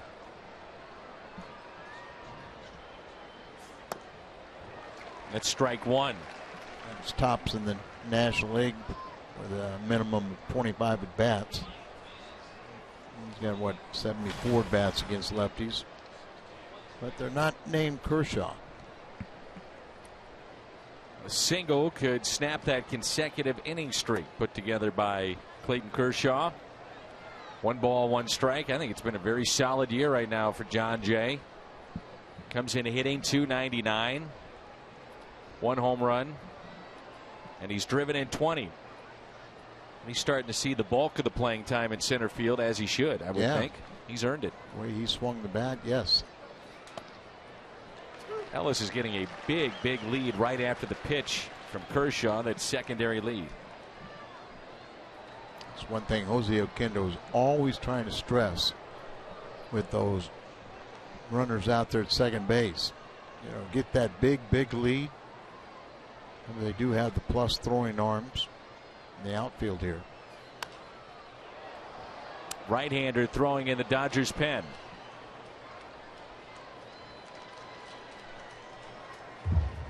Brandon Leak is that right-hander in the Dodgers pen. They're not satisfied with their relief pitching here. They've got about 4 different former closers down there in the pen.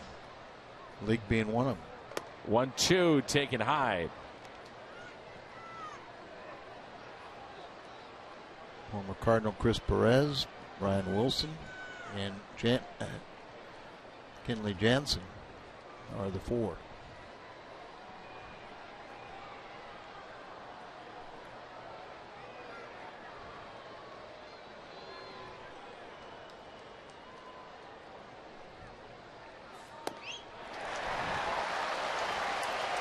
.12 today for Clayton Kershaw.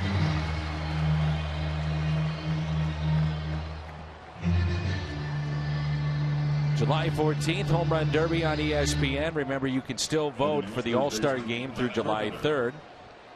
And see the game on Fox July 15th. Carpenter has 3 hits and 3 plate appearances today. 3 of the 5 Cardinal hits. Pair of singles. He doubled to left center. The 7th inning or later this year, the Cardinals collectively hitting just .215. So do you think about, comeback victories, and this past week the Cardinals had one after the 6th inning for the first time this year when trailing after 6. That was against Colorado. Hitting just .215 can be a telling look at the offense, especially late innings.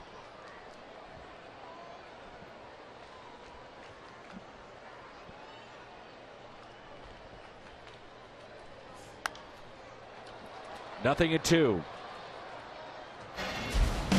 The bright spot for the Cardinals today has been Carpenter, though. Started the game with a base hit. In the 3rd, he would do it again. 5th inning, a double to left center. 3 for 3 for Matt Carpenter. There's the double. He came in batting 2 for 12 off of Kershaw, so now 5 for 15. And can he drive in the Cardinals' first run here?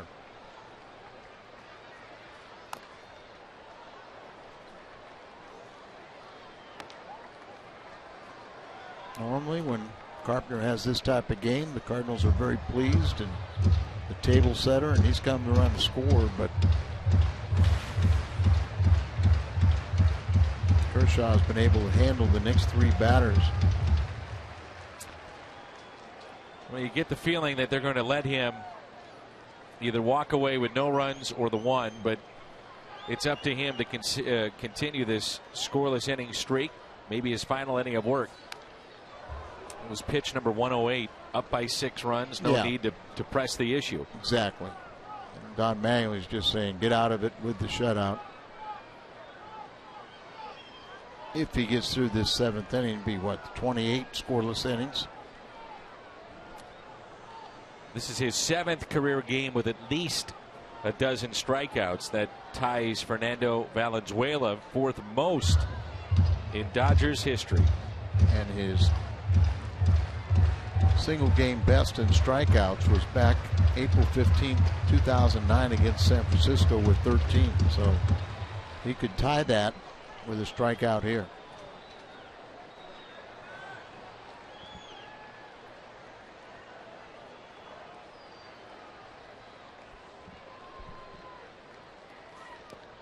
And he does. Strikeout number 13 for Clayton Kershaw. A dominating performance as he looks for his 6th win here in the month of June.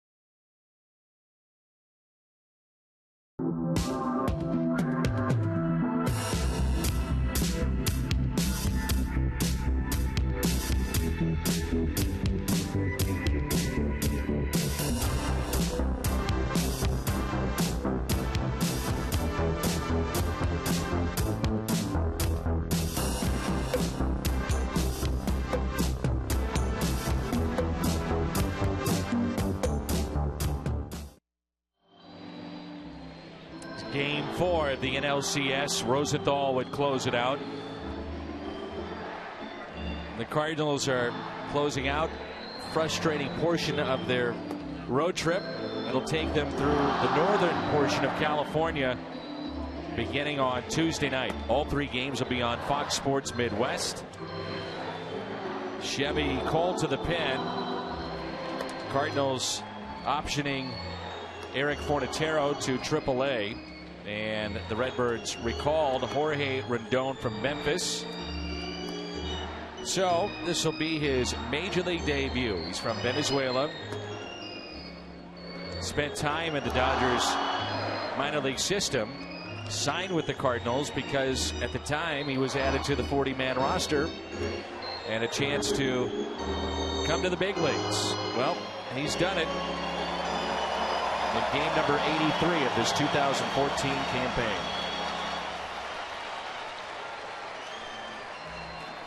let's hope he can come out here, put up a couple zeros, hopefully get his teammates back on track. Attention, please. This changes for the Cardinals. Remaining in the game and now playing left field, number 19, John Jay. Now pitching, making his major league debut, number 68, Jorge Rondon.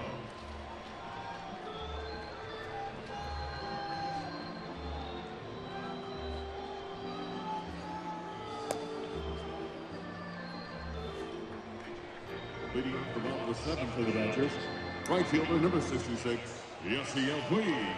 Cardinals with 1 run in the last 16 innings, if you include today and yesterday. So 1 run the last 2 games against Los Angeles. Here's Puig. We've seen some outstanding pitching, but we'd like to think the Cardinals are good enough that they could hold their own and win some of these games.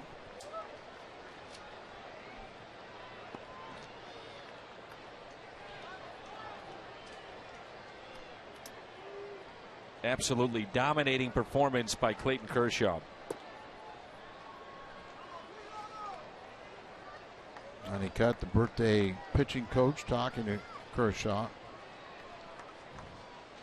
7 innings, 5 hits, 2 walks, 13 strikeouts. ERA drops to 2.04 for Clayton Kershaw as Puig takes a pitch high, and it's 2 balls and no strikes. It'll be just behind Adam Wainwright at 2.01.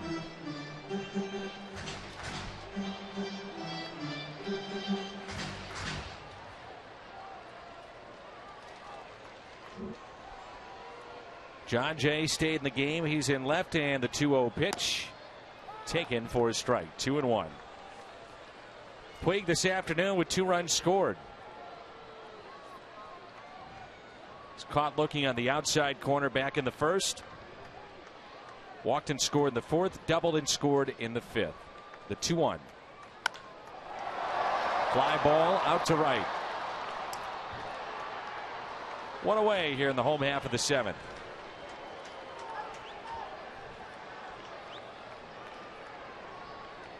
First baseman, number 23, Adrian Gonzalez.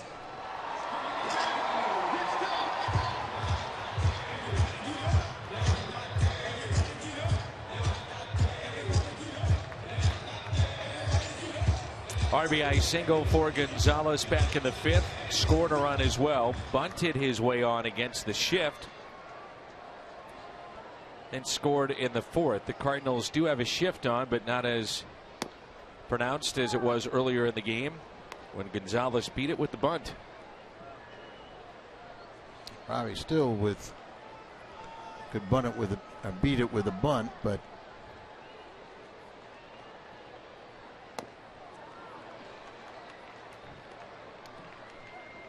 good off speed pitch, 0-2.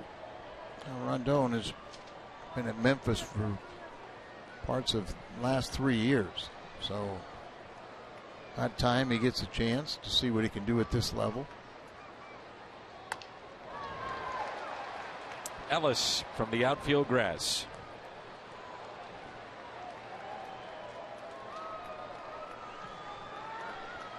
For the Dodgers, left fielder, number 27. Ball down, throw strikes.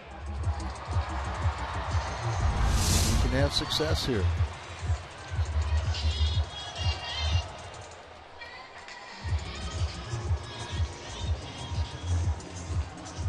And 2 for 3.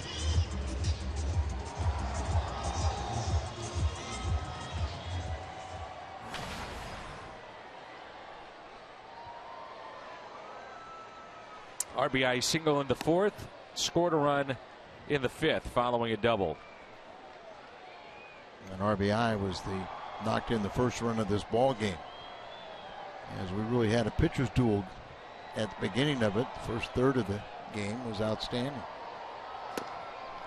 Problem was the 4th and 5th innings, the Dodgers scored 6 runs on 7 hits.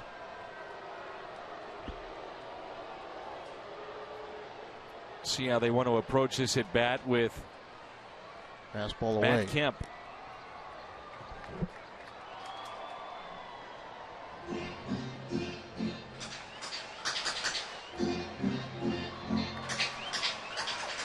Now the power arm is that last pitch was 97 miles an hour. He's thrown 98 in this ball game. Sinker. The 2-1.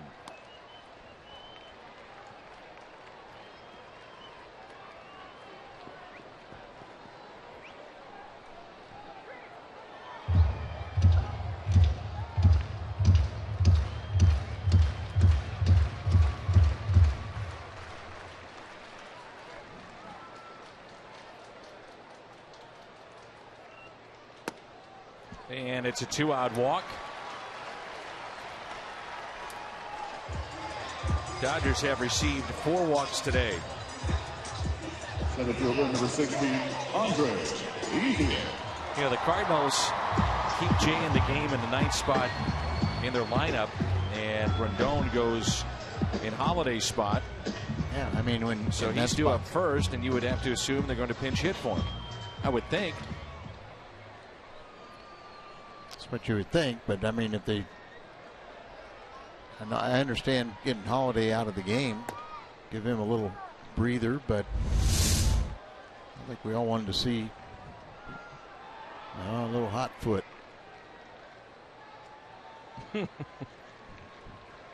Scott Van Slyke. Remember the stare down he had with Joe Kelly last year? Yep. Teams would be out for the national anthem. Kelly had a habit of waiting to be the last man to go in the dugout. They had a little fun with it. Umpires kind of got involved and said, all right, come on, let's go.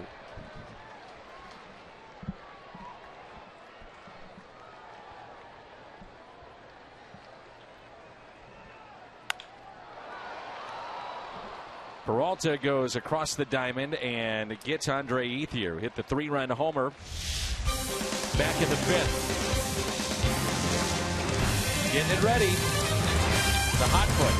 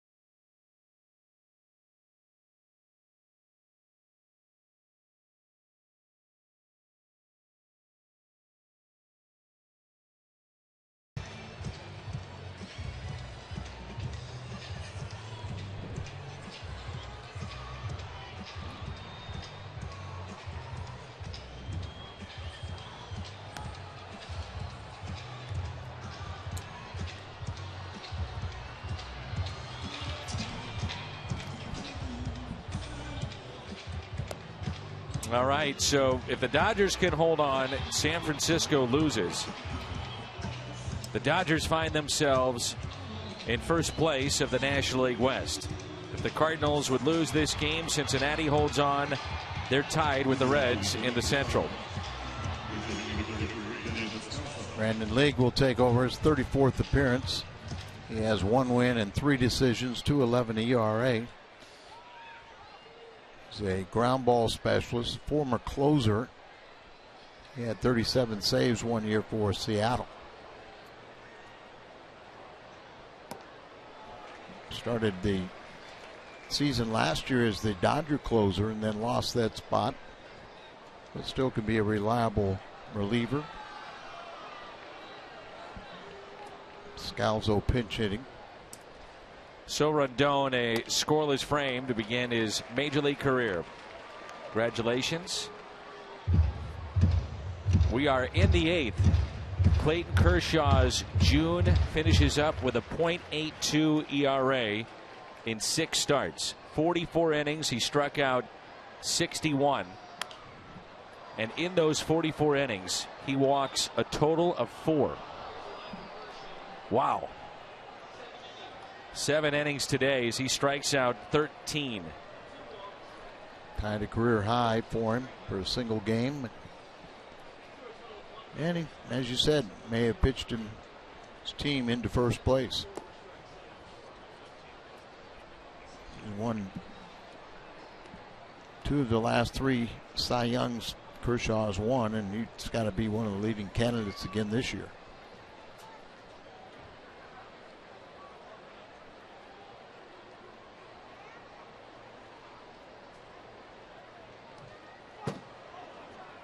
The average against him in the month of June was 165.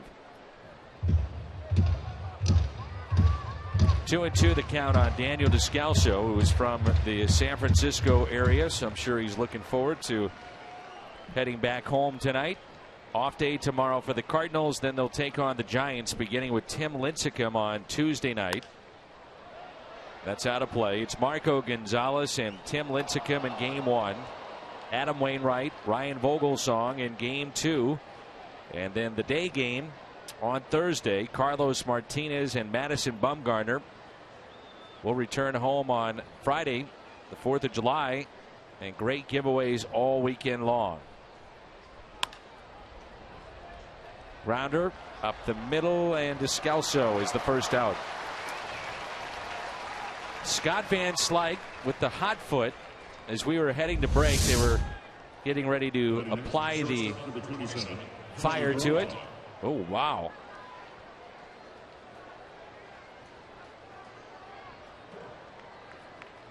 It'll get your attention. Maybe. I'm not sure he knew it was going on.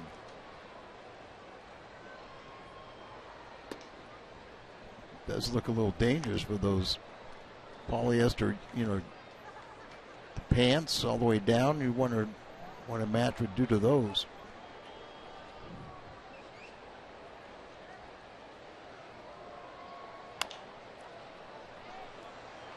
Peralta is out number 2.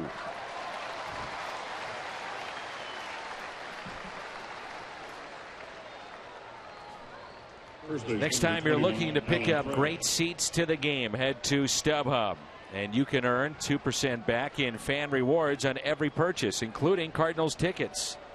With all-in pricing, there are no surprise fees at checkout. StubHub, your ticket to upgrades and more.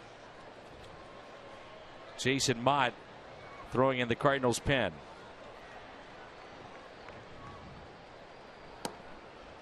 A strike at the knees at 95 miles an hour to Allen Craig. Again, a situation where the offense has gone a little cold here with just 5 hits.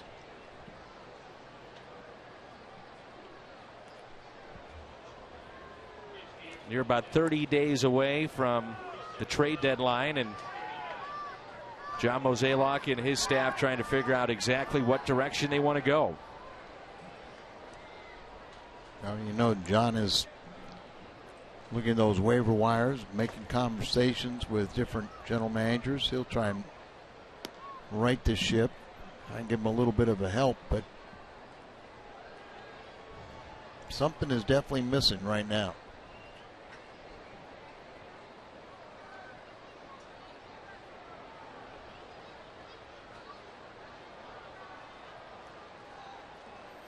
The 2-1.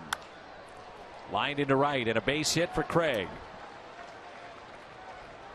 Allen Craig struck out his first 2 times up, walked, and now a base hit to right as he went down to get it. I always thought he was a good low ball hitter, but you see that sinking ball, and he shoots it down to right field using his hands. Your attention, please, for the Cardinals. Tony Cruz will be the pinch hitter. He'll pinch hit for Yadier Molina. Yadi today was 1 for 3 with a double. Our crowd today, 47,739. 47739.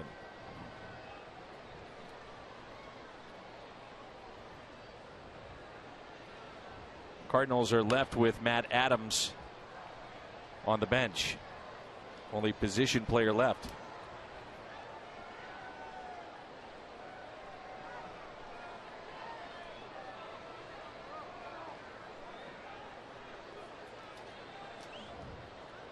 J.P. Howell, one of 2 lefties in the pen for the Dodgers. The other, Paul Maholm, getting loose.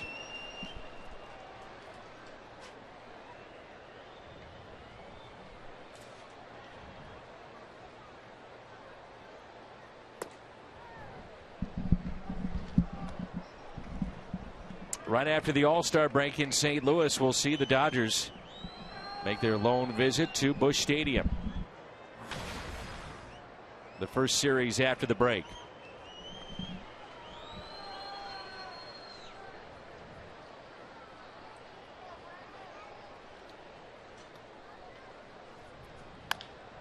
And a ground ball. This should do it here in the top of the 8th. A forced play at second. Mott coming on when we come back.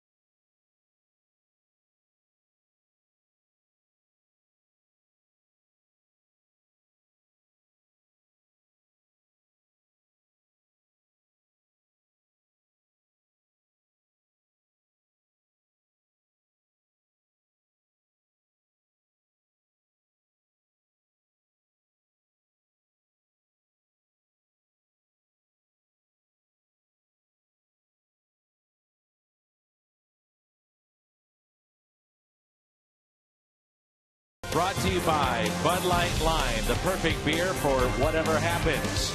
And by Ford, the official cars and trucks of the St. Louis Cardinals.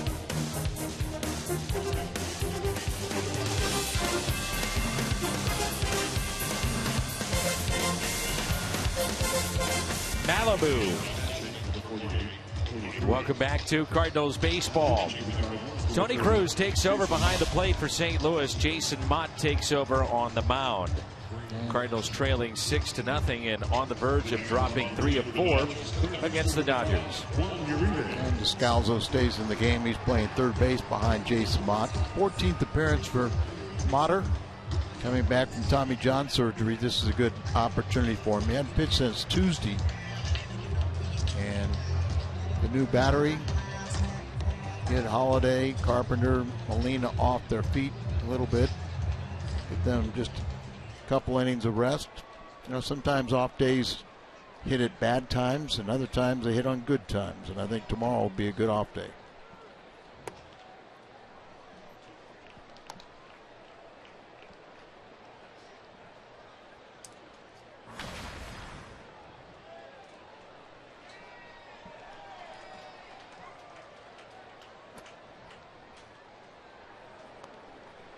He's trying to get that velocity back, but I think what he's going through right now, and coming out, missed all last season with the Tommy John surgery. He'll be a better pitcher when we see him next year. But you know, he's not going to you're not going to scare him off the mound.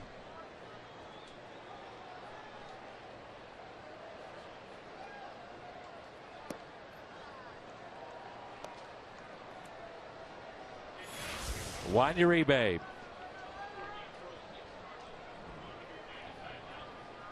Over 195,000 fans coming through the turnstiles these 4 games against St. Louis, and a leadoff walk to Uribe.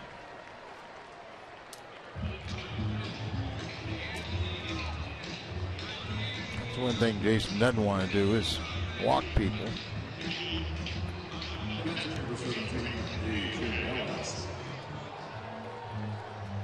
A.J. Ellis has struck out, walked, and singled.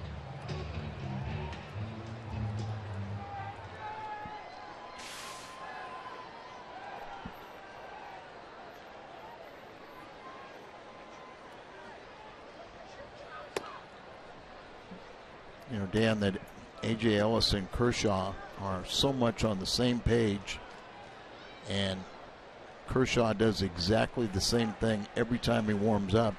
Ellis doesn't have to know what he's going to throw. He already knows what the sequence is. How he start out with like 3 fastballs, then he'll go to a breaking ball. But the sequence has never changed since he's come to the big leagues, and Ellis just knows exactly what he's going to throw each time he warms up. He's behind the plate for Kershaw's no-hitter against the Rockies.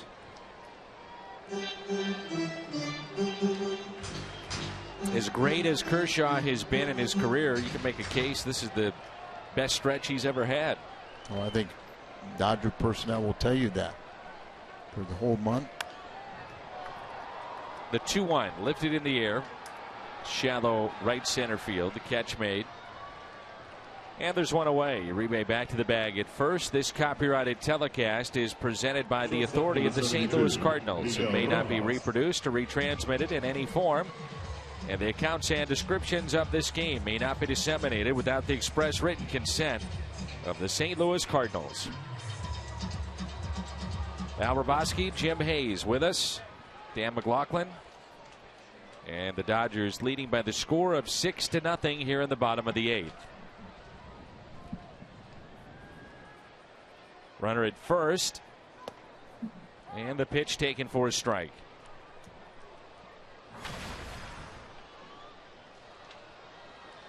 Clint Robinson has moved to the on-deck circle. Miguel Rojas at the plate.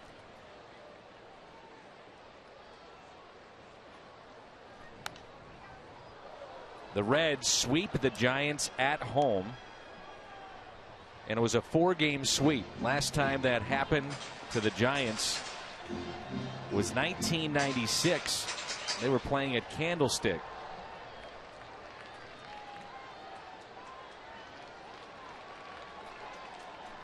First time they've ever been swept at AT&T Park. As hot as the Dodgers are, the Giants are that cold. June 8th, a 9.5 game lead over the Dodgers, and you would think if things hold, they'll be tied later tonight. So here's Clint Robinson. They've just put up on the board that the Reds have beaten the Giants.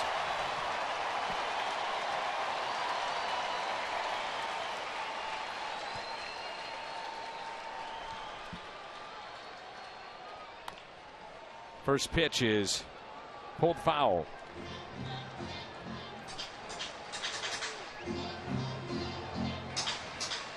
Robinson, 29 years of age, a non-roster invitee to spring training. Originally selected by Kansas City.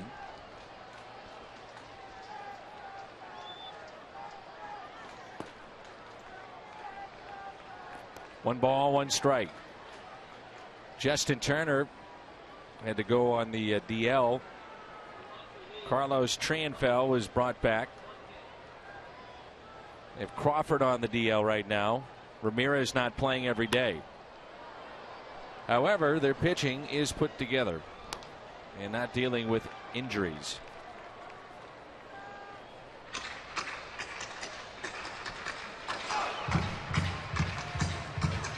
Tom Manley done a remarkable job.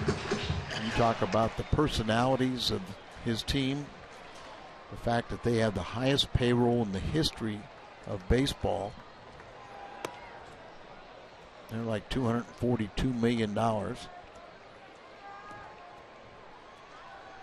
say they're looking maybe for shortstop help with Ramirez being, injured so frequently, and bullpen help. I thought that was going to be a strength. Who do you like in the West? I think the two clubs that are watching, the Dodgers now, and we know the Giants. Both of them have great pitching. But you probably have to think the Dodgers have a little better offensive ball club. And like I said, they got some interesting personalities here, and I know Mattingly has got the team right now. They're going. Looks like they will be tied in the West with the Giants, but he's been trying to preach all along. You can't just wait back and think you're going to dominate like they did last year. And at the end, they won 42 out of 50 ball games. That just doesn't happen every year.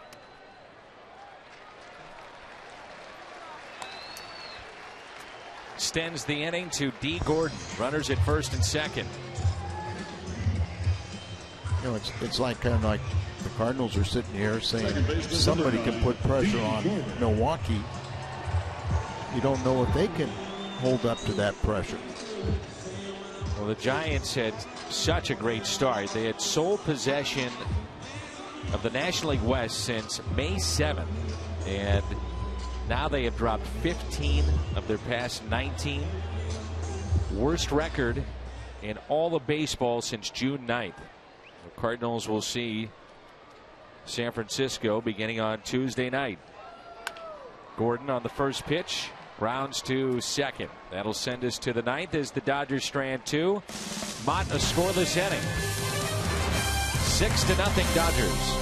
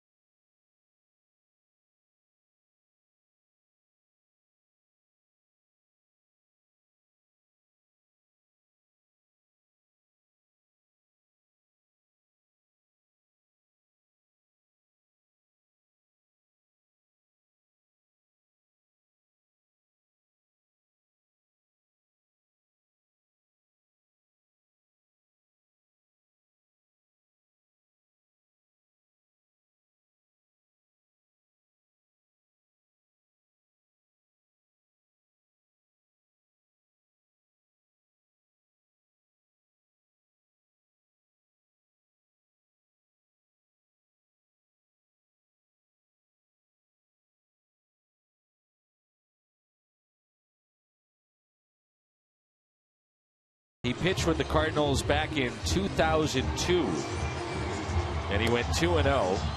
Appearing in 4 games, he did make 3 starts for that 0-2 team. And Jamie Wright now pitching out of the pen for the Dodgers. He has been around for a long, long time. He came up originally back in 1996 with the Colorado Rockies. He was the 28th overall selection in 1993. Thrown over 2,000 innings now. And he's not allowed to run in his last 12 2/3 innings, 9 appearances. First batters are just batting .154 against him. So top of the ninth, Peter Borges against Jamie Wright.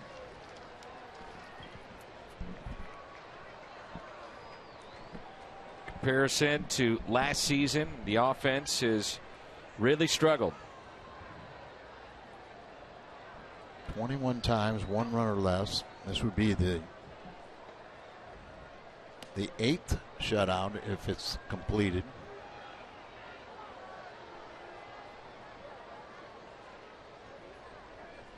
Well, Jamie Wright broke into the league. He was 21 years old.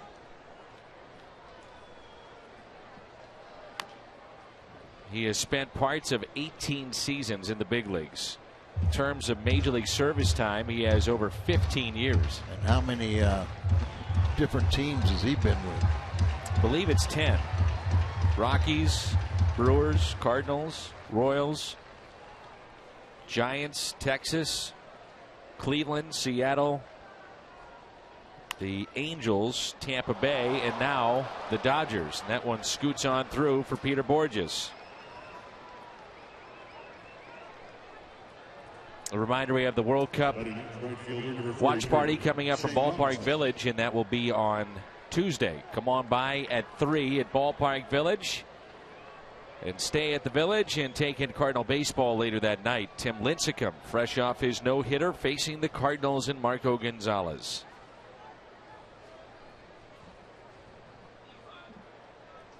An error on the third baseman, Uribe.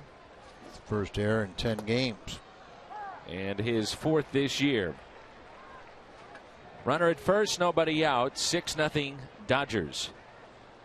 Dodgers got 2 in the 4th and 4 in the 5th.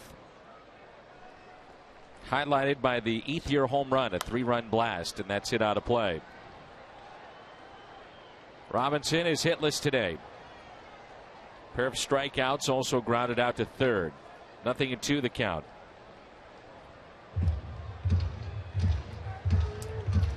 Does not get any easier despite the fact the Giants are struggling, but they clearly have very good pitching. Lincecum 6-5, Vogelsong 5-4. Bumgarner may be their best. He's 9-5. Chop to the right side.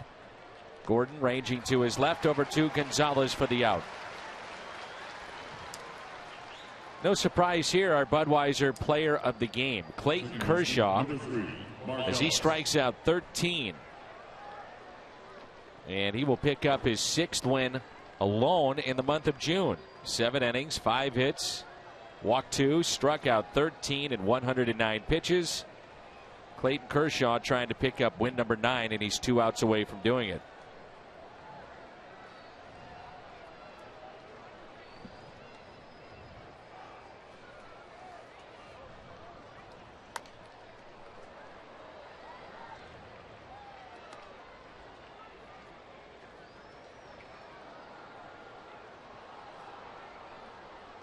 So 21 days, 9.5 game lead for the Giants evaporates. June 8th. Since then, Giants 5-15, Dodgers 15-6.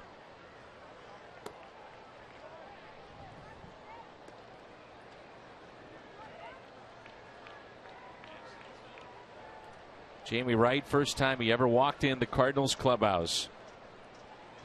Met Lou Brock, Bob Gibson, Stan the Man.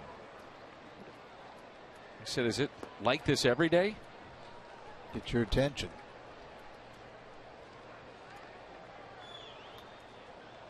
It's great to have those tremendous Hall of Famers around, and you just wonder how many of the guys really take advantage of it and ask questions.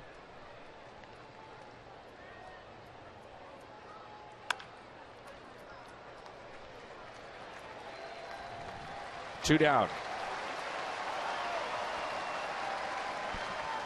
And the Dodgers 1 out away from taking 3 of 4. It's up to John Jay. Jay was used as a pinch hitter for the Cardinals, stayed in the game. That was back in the 7th when he struck out. 0 for 1 today.